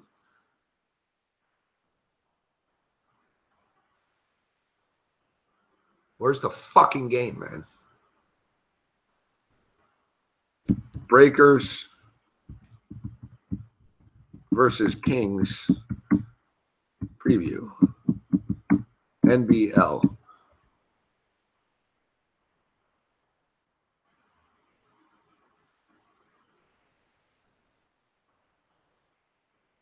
Oh, here we go. What's this? ESPN. What's this? ESPN Australia. Yeah, it is. ESPN Australia. That's ESPN, but evidently they have an Australian sort of fucking link here. Wow. After drawing first blood, the rematch. After just 6 days separates the New Zealand Breakers' last gasp NBL win over Sydney in Thursday's repeat clash. Again in Auckland. Yeah, I was confused about that. Nice. For the Breakers, it offers a chance to dispatch a genuine NBL contender twice in a week and assert their own title credentials. For the Kings, it's perfect opportunity for vengeance. New Zealand's import DJ Newbill nailed the buzzer-beating shot last Friday to hand his team an 87-85 win. With red-hot veteran Kirk Penny dragging Kings defenders wide, combo guard Newbill was free to drift left and scored barely with a second remaining.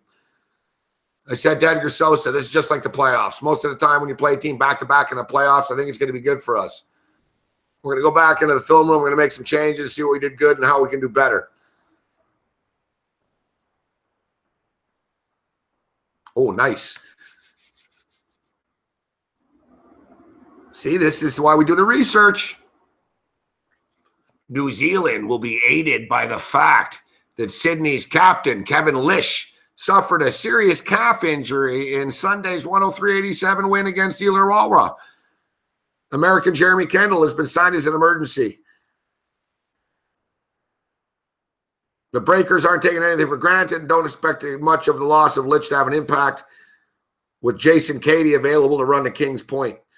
When one guy goes down, the next guy steps up, and this is my opportunity to shine. All right.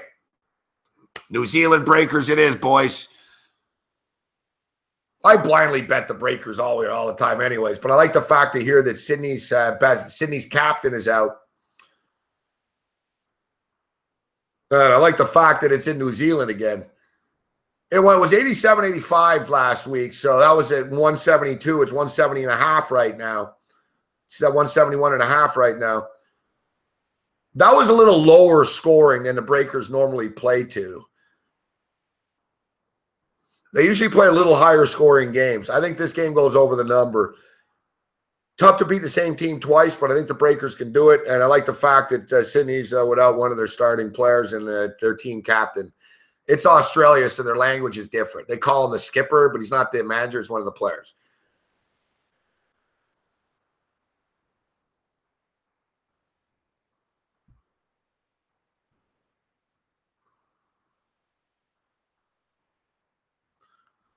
No, I never do, Vitalist. No, I don't.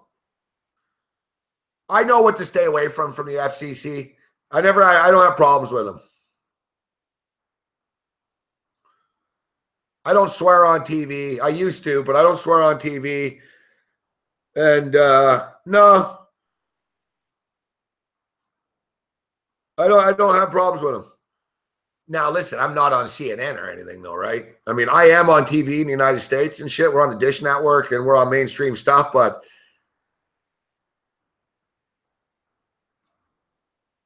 there's a hell of a lot more sleazier and worse people than me on TV that are saying crazier things.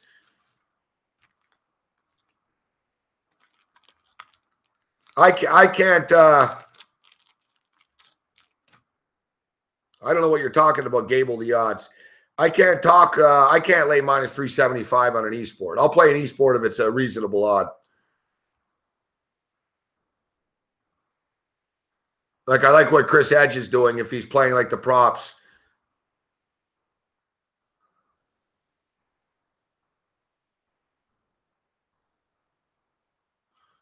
Tucker Carlson's a fuckface.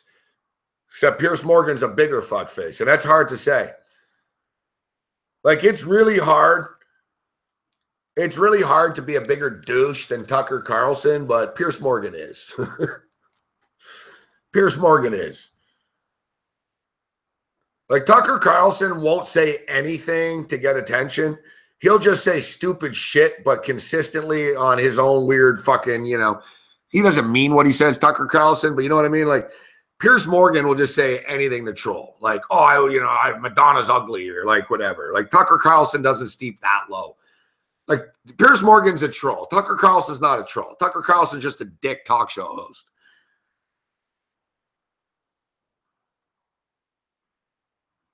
Yeah, that's right. Vin Diesel streaming sports.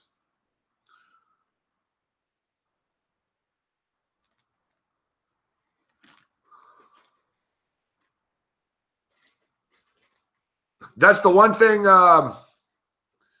That's the one thing I'll say, though. That social media means jack shit about followers. Like, people are like, "Oh, this guy has this many followers," or "Fucking this person has that many followers." Pierce Morgan has like 5 million followers on Twitter. And he always boasts about it. I have 4 million or 5 million followers on Twitter. It's like, yeah, well, too bad none of them watch your fucking TV show, because otherwise you would have gotten pulled off of CNN. So it's like, good for you. You have 5 million fucking followers. How many of them are real? How many of them are eggs? How many did you pay for? How many did you buy? Like, so what? You got 5 million followers and you had fucking 300,000 viewers on TV.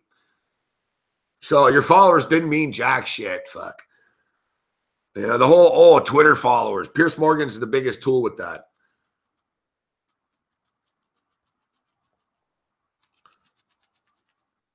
Smakuza. What up, Smakuza? Breakers, minus 120. I'm jumping on it. I'm jumping on it. Like I said, the Kings, it's back in New Zealand. And you know what? One thing I'll tell you is, too, guys, is, it's the Australian League, but New Zealand, not in Australia. They're the only team that's not in Australia. They're in Auckland. And like Mick Aussie calls it he calls them sheep fuckers up there. He's like, it's hard to play up there. And like, it really is.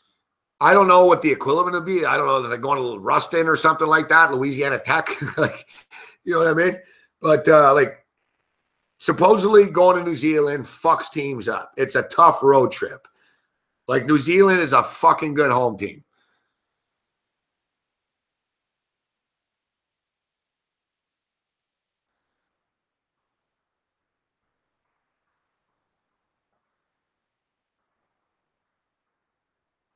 No, it's not a guaranteed win, Luis. There's no such thing as a guaranteed win. It's a fucking Australian basketball game at 2:30 in the morning.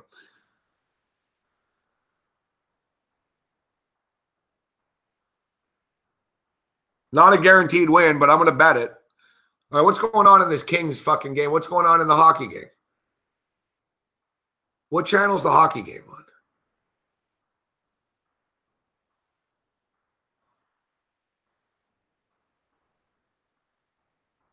I don't even get the hockey game. Oh, there it is.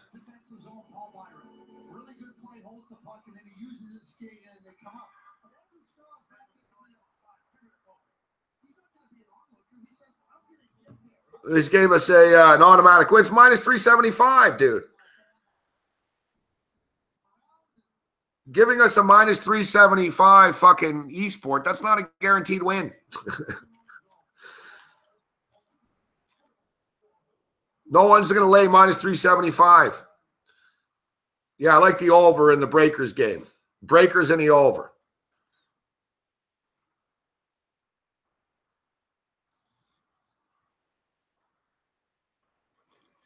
All right, we're going to take our last break of the evening, come back with some closing thoughts. 1-1 in this game still. They've only played 5 minutes in a period. The Canadians are on the power play. At this point, I'll just take the split, but it would be nice to double up on this and hit the Kings and the over 3.5. We hit the other Sacramento Kings.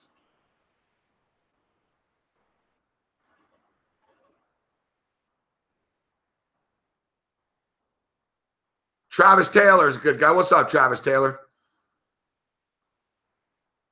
Yeah, I know there's nothing to like about what Oakland's doing on the field, but sometimes you got to yeah, exactly. Vitalis knows you ain't getting rich laying that type of juice. Especially fucking esports guys. That shit's fixed. I'm not one of these guys that says, oh, that sporting event's fixed and this is fixed and everything's fixed, but esports is fixed. It's not even hidden. I'm telling you, anything in Asia is fixed, guys. That's where all the match fixing is. Singapore, Hong Kong. They scare the shit. You got these fucking nerd fucking video game guys. You get these fucking Korean gangsters and shit. They threaten them, and the kids fuck up. I'm not saying that every esport match is fixed, but I'm saying some of them are.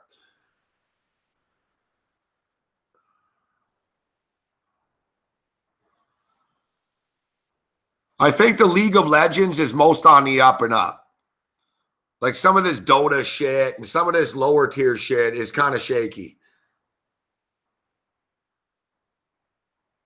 I'm with Chris Edge. Fucking, you're naive if you think that esports isn't fixed. Yeah, I don't say this as disrespectful to Asians. I respect them. I respect that guy. The biggest match fixer in the world, the soccer guy that fixes everything, he's in fucking Singapore. It's Singapore and Hong Kong. They got their fucking hands all over this esports shit. Fuck. It's not a secret. Like it's, here it is. I'll just punch this in. Esports match fixing South Korea. There was a big scandal in South Korea recently. It's like the South Korean basketball league. That's fixed too. It's fixed, dude.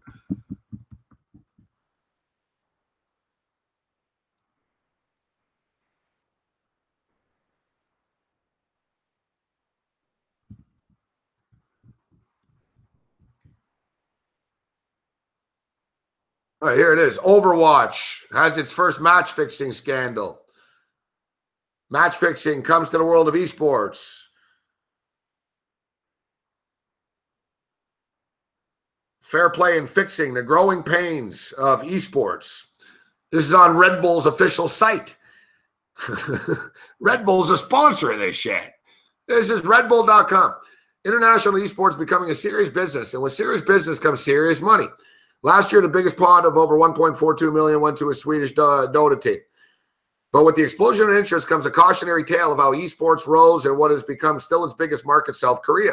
Almost overnight, a match-fixing scandal destroyed the fledgling sport. Between 2007 and today, esports in Korea went from being the NBA to the professional poker leagues.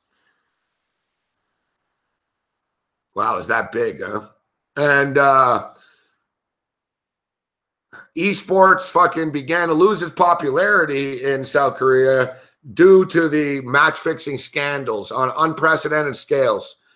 The nation's high-speed cable networks, back when narrowband was the norm elsewhere, made it the perfect environment for competitive multiplayer games to flourish in the decade to follow the release of the Korean favorite StarCraft. But in 2010, allegations of match fixing began to emerge, implicating almost a dozen players alongside several brokers and former league officials. This was complicated by the fact that gambling itself remains illegal in South Korea, but it was tangled up in a popular sport, magnified the scandal. Completing the combo because basically the South Korean government, gambling is illegal there, but they love the fact that the sport was getting big because it's out of South Korea, basically, this shit. That's where all the money is in this league, this stuff. Completing the combo is the involvement of one of StarCraft's greatest ever professional players, Mei Jun Yun, known as the video handle Savior. It was compared to discovering that Michael Jordan was involved in match fixing. In the end, 8 people, including Savior and StarCraft's Jordan, were found guilty of gambling and match fixing to various degrees, from one betting on himself to others selling practice footage and throwing matches. The sport has never recovered in South Korea. For StarCraft, it was truly the end of the region. Although Blizzard couldn't really complain, given it had sold 4.5 of its 9 million copies in South Korea. We can go on and on and on here about scandals in the E-fuck. It's like a fucking 10-page document here. Yeah, we're not going out on a limb to say that, saying that, that esports isn't fixed is like saying that pimps don't fucking take a cut of the fucking prostitute's money. I'm telling you guys right now, too, I'm leading with the Raiders tomorrow. Contrarian opposite thoughts.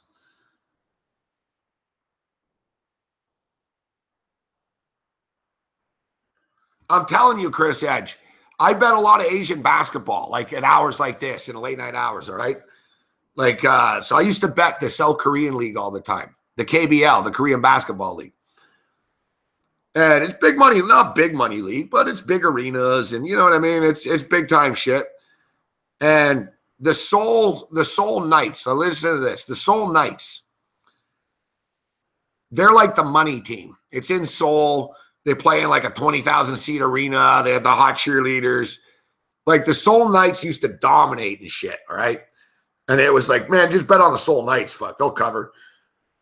And then suddenly, like 2 years ago, dude, the Seoul Knights fucking started losing every night as like 20-point favorites. And it was like, wow, they're not going to lose again. It's 12-point favorites. No, they lost again. And it was one of these like, what the fuck, man? And I even thought, I'm like, man, these guys are throwing the game, man. Like, it's ridiculous. Like, you guys are 22-point favorites, but you're losing outright every night. What's going on? And I'm watching the games, and they're doing stupid shit. And it's like, holy fuck, man. This is blatantly fixed. So, like, but I didn't know. I was like, I think this shit's fixed. Fuck, I think they're throwing the game so I was on Off the Record, this TV show in Canada that was on national television, and they used to have, like, athletes on. And they had Dylan Ennis on. I was on the same time as Ennis, and his agent was there, the basketball agent. Oh, here come the Kings. Oh, I think he scored. I thought it was in. That's a goal.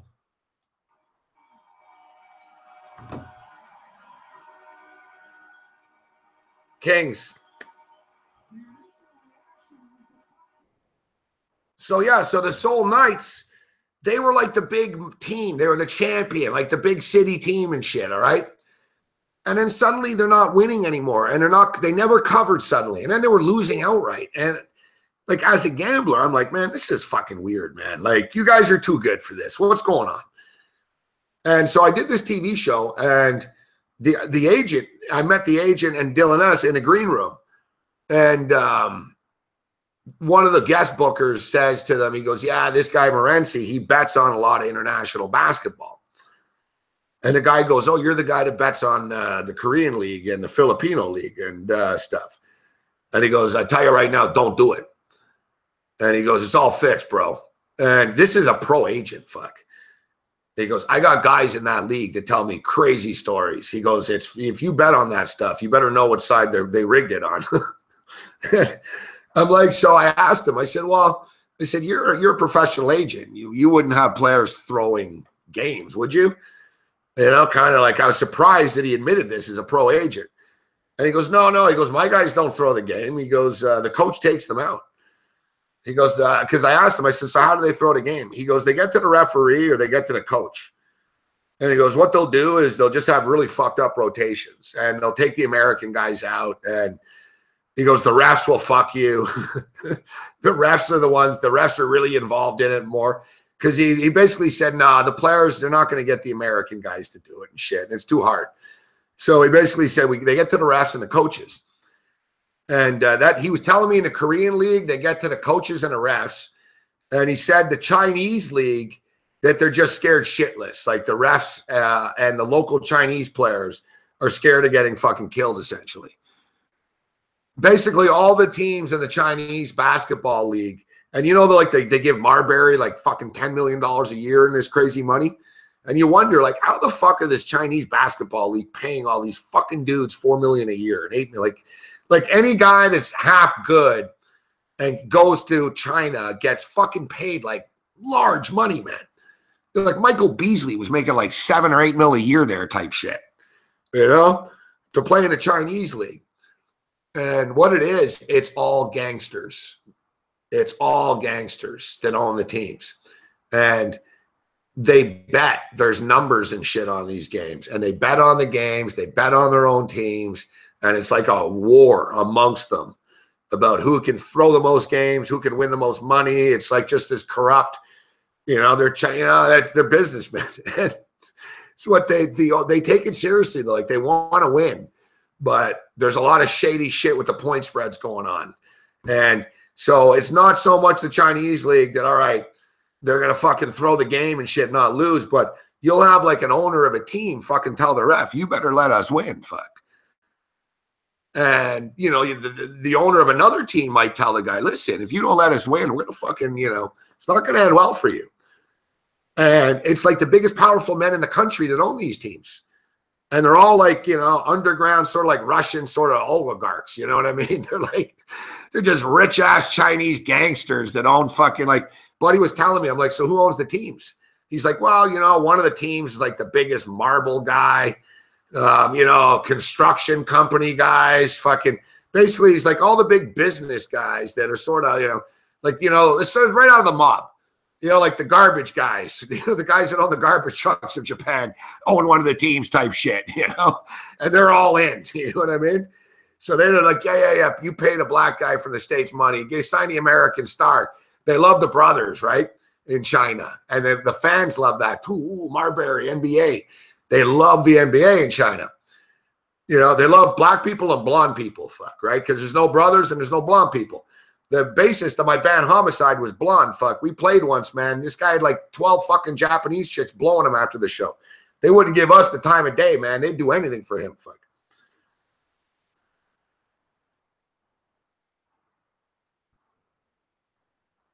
Oh, yeah, China's fixed as fuck. Like, China's as fixed as fuck. Like you said, the government's in on it and shit, too. It's not like, oh, they're going to report it. Who are they going to report it to? Like you said, you're going to report what? You know what? That the fucking buddy of the fucking prime minister of China's basketball team paid off a ref? You know what I mean? You're going to end up in a fucking work camp if you say anything. Boom. Over 3.5. Told you, professional opinion.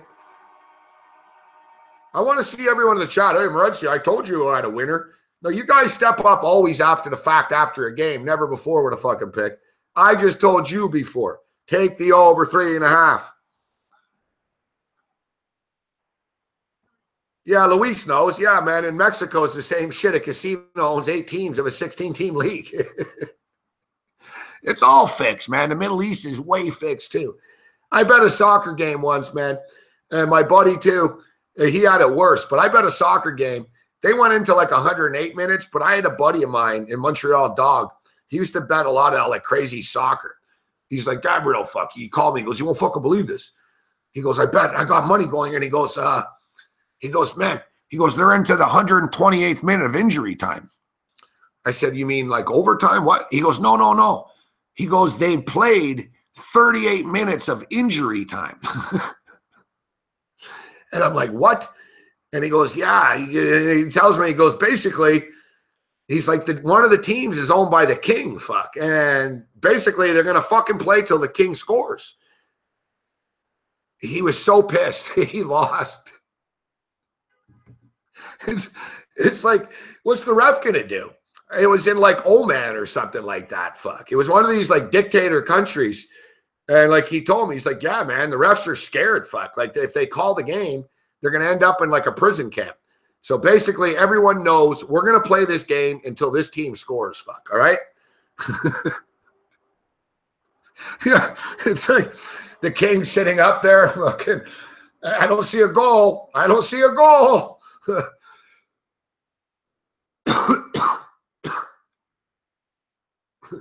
I was in like one of those countries where they fucking like basically it was like dictator shit.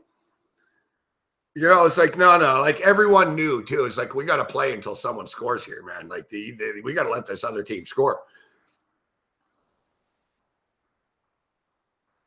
I don't know if you guys saw, oh, it's not even Carey Price right now. I don't know if you guys saw, the, yeah, that's it. So I'm not mocking esports for being fixed. Everything's fixed, fuck.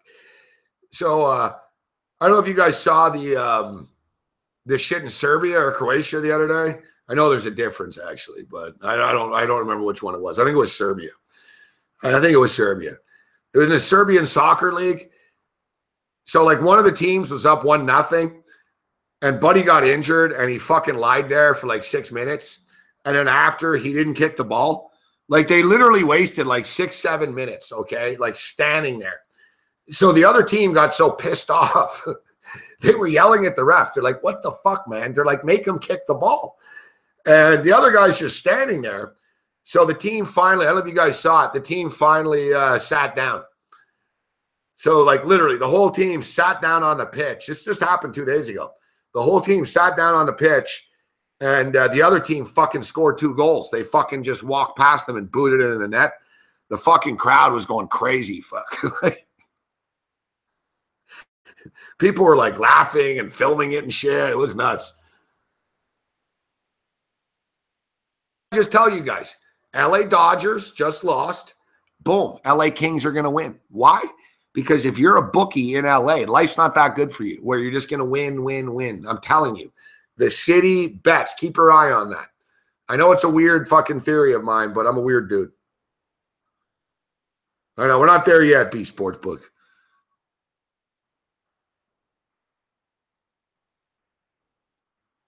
What LA King guys? All right, I'll get that for you. Hey, Biggs. We met Biggs we met you, right, Biggs? You're Mike, but it says S here.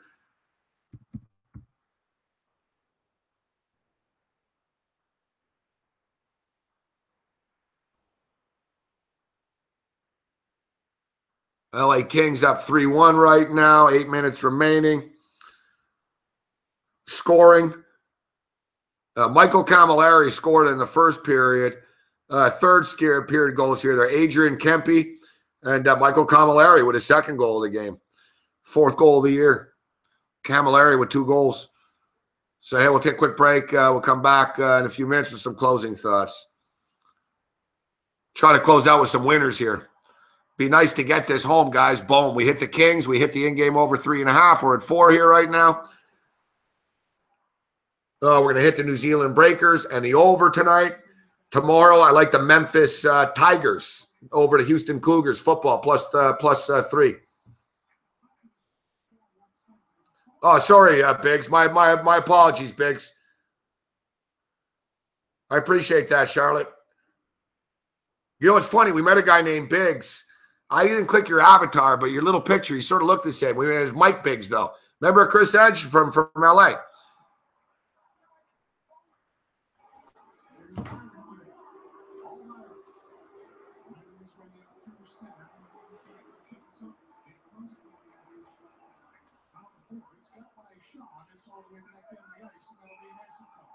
And when you go back to the second LA goal, you know, Coach Julian, hey, we want to push the pace. We want to initiate in front of the red line. We want to keep the play in the LA zone. So Alster does that, and then Ben does it. And, you know, you're doing exactly what's giving you success at this point in the game. And then Udall ends up as Joey got back. No, the theory's not just the same city, guys. Teams from the same city playing on the same day. So if there's like 3 teams playing from the same city, they're not going to go 3-0.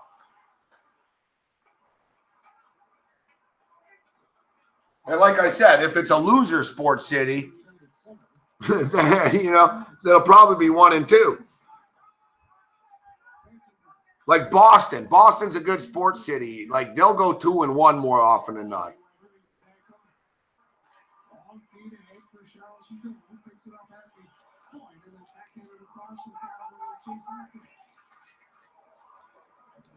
I see the chat here. Yeah, good times at the you know, it'd be cool next time, Chris Edge. If we do a March Madness IFBC, which I think they're going to do, maybe instead of me doing a presentation, I'll do a live show there. It'll be wicked up there on the stage. We'll get all you guys coming up in person.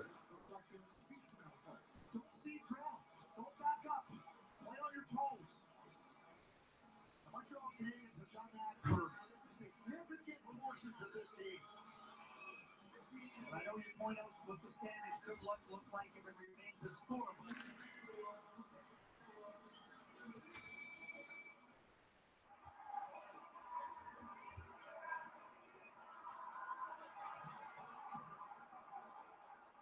David Villarose goes around for Charles Udall. He is bumped by Walker. Comes back to near side. It's Martinez on his after. Andrea trying to get it in front. Mason right up the stick of Walker, so he couldn't center the pass, but it's short. Short comes back up with it to the line. Martinez. Fired that one wide as Udall will hustle after it. Charles Udall settles it down and feeds it back for Shea Weber. Here's Gallagher. Out with the pocket, he'll cross center. Feeds it ahead for Jonathan Troy, just out of his reach. Now the pass off the stick of Alster. Back the other way. Dustin Brown trying to go to the ball. But he's not up like Petrie. He'll return. Alster to Troy. What a nice play by Drew down low against Andre Kopitar. And this play gets going down as Pacioretty tried to do the far pass ahead that didn't quite work.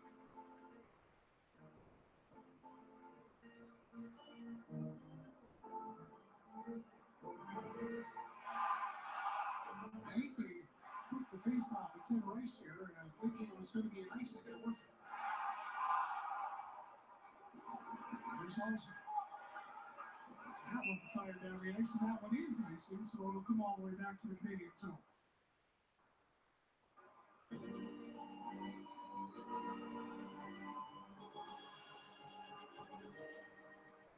With 5:19 left in the third period, coaching staff trying to implore their players, listen, there's enough in us to get a goal and keep pushing here. Players got to believe that it's there for them as well. And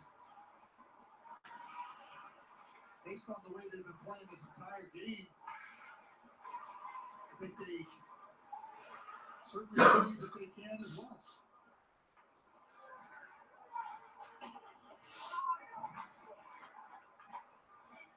Petrie, off the pass for Galchenyuk. Back across the patch, ready. And ready. As quick as ever. Punches the quick. Kopitar lost a handle on the mechanics to Galchenyuk with a shot. And that sails over the net. Now Quick has to be careful. Side of the goal. He's able to get his club on it. And he'll hold on as mechanics gets into a shot match with Garrett Thornton. But not much more will come of that. Just over 4.5 to go in the third. And a 3-1 LA lead on TSN.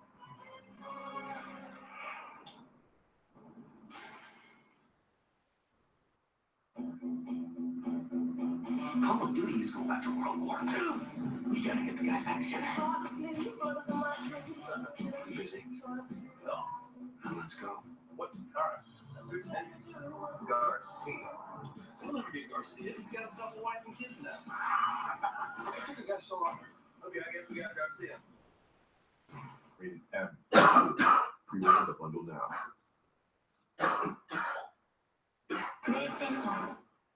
Where virtual reality ends, real reality begins. Experience the NHL Centennial exhibit in RR.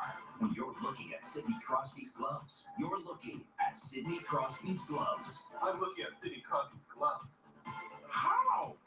RR lets you see things that are actually there.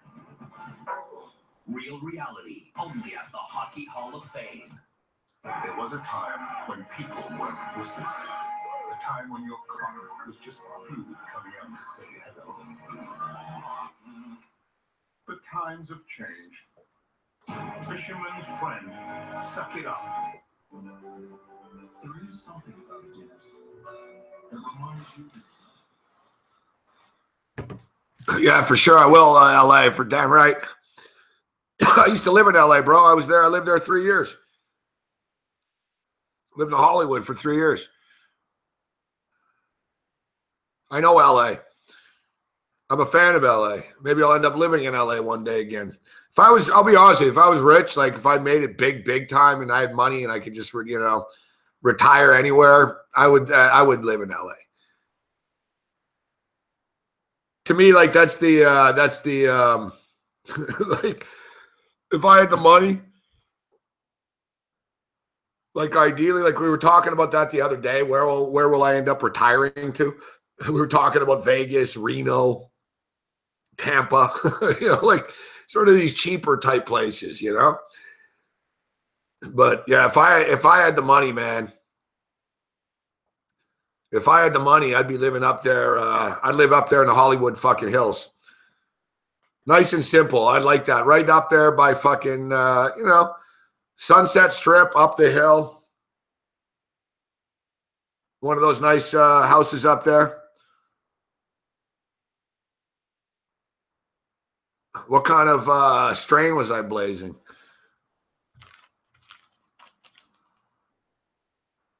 Death Bubba. I got Death Bubba and I have Super Silver Haze. Traffic blows everywhere. Traffic blows here too.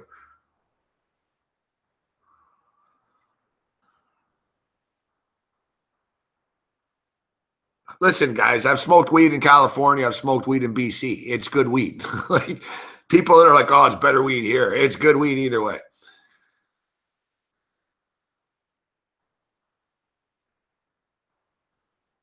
But I will say the best dispensaries I've been to have been in LA. Some great dispensaries down there near on Venice Beach and shit. There's one place near Venice Beach I've been. It's fucking good. They had fucking killer weed, fuck. Like serious. They had like 60 options of like serious fucking dank, sticky, like the primo. But so does BC. And so does Las Vegas now. I went to a dispensary in Vegas when I was there for week 1 of the football. And it was fucking good, but it was expensive. They had good selection, but it was expensive. Here come the Kings. And the Kings score again, just for good measure. Boom.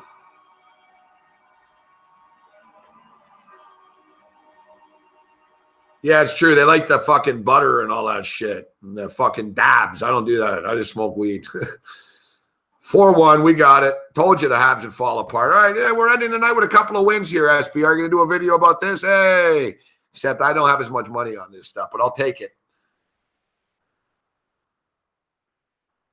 I think we just got through a night without booting anybody. We might have booted one person, but I'm done. We'll boot people out, but I'm done giving attention to trolls.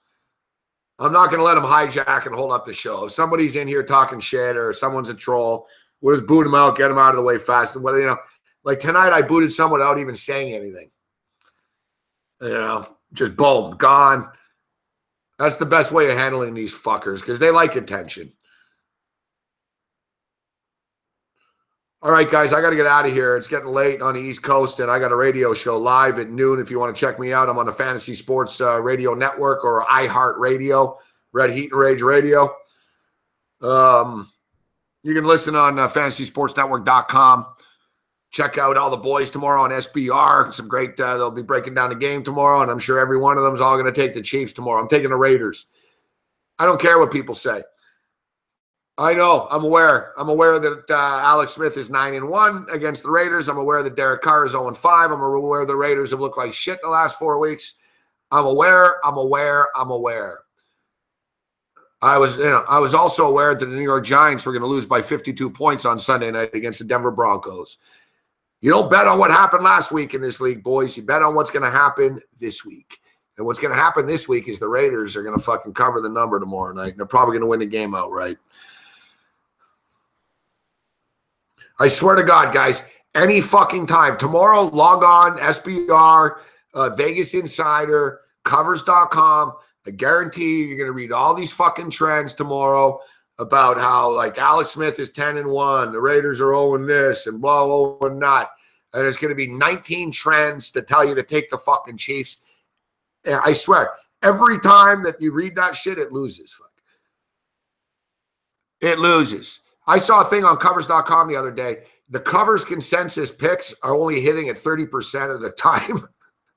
So last week, for the record, 74% of covers.com, the consensus took the Green Bay Packers. It lost. I swear to God, like the covers.com consensus, if you fade it, you're winning 70% of the time this year. Let's check in on the consensus right now over there. I guarantee you everyone's going to be on the Chiefs.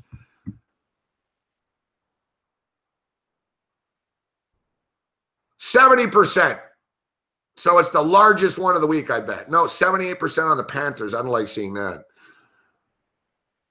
Yeah, that just sold me. 70%. Oh, 5-1 Kings. 70%. I told you the 3.5 was a good play over. Yeah, 70% of the consensus over at covers are on the Chiefs, which means lock it up. The Raiders are a stone cold fucking lock. We'll be breaking it down live tomorrow night right here with you guys, so don't miss out. We don't have a guest planned and booked for tomorrow night. We were going to try to slide Ed Fang into the Thursday night slot, but Ed's hit or miss. He's a good guy, but he's busy. He's hit or miss. And I got to be honest with you, during the games, I don't really like talking to people. I think people just would rather fucking us just talk about the game. We're all distracted anyways. You know, like if we're going to have a guest on, it's better if he comes on after at midnight, unless it's Dave Malinsky.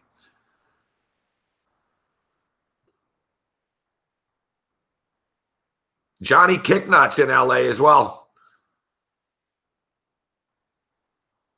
Yeah, give me the Raiders tomorrow night. So I'll tell you, what's the deal with the baseball? I got to get out of here, but I keep forgetting it's a 2-3-2 fucking format. So they're playing again tomorrow in Chicago, aren't they?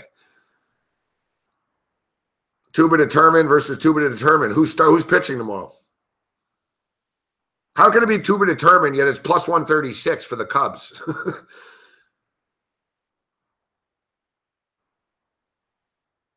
So we're back to step one. It should be Kershaw, right? Yeah, be back to Kershaw. Yeah, Dodgers wrap it up tomorrow. My guess is it's Leicester. Who went in game one? It's Leicester. And Leicester's trustworthy in these spots for them. It's Quintana. They announced it's Quintana. Did they announce that?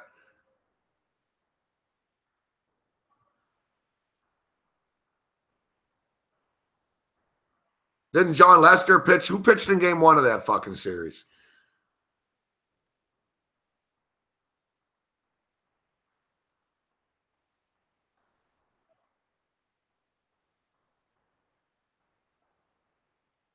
Yeah, Lester. It'll be Lester tomorrow. Oh, announced on the post-game broadcast. Okay, thanks. Interesting. Going with Quintana. I like the Dodgers more. The Dodgers can hit lefties. That's a fallacy. That was before. Listen, to me, I fear, as a Dodger fan, I fear Lester more than Quintana. Give me the Dodgers tomorrow. So this is the bets on the way out, gentlemen. New Zealand Breakers. Money line, minus 118. Over, 171.5. Tomorrow, Dodgers win. Raiders plus the 3. And give me the Memphis Tigers and the over. I have Teddy Covers on TV tomorrow. We got a great show every Thursday. Joe Lisi, we have big football talk tomorrow. NBA, Lonzo Ball debut tomorrow night. We'll be on live during that tomorrow night, guys. It's going to be a lot of fun tomorrow night. So thanks for tuning in. Thanks for the kind words. May the winners be yours. We'll catch you guys tomorrow. Other than that, you're on your own. Later, and don't forget to support SBR. Go over there and support them. They're good people. Other than that, you're on your own. Later.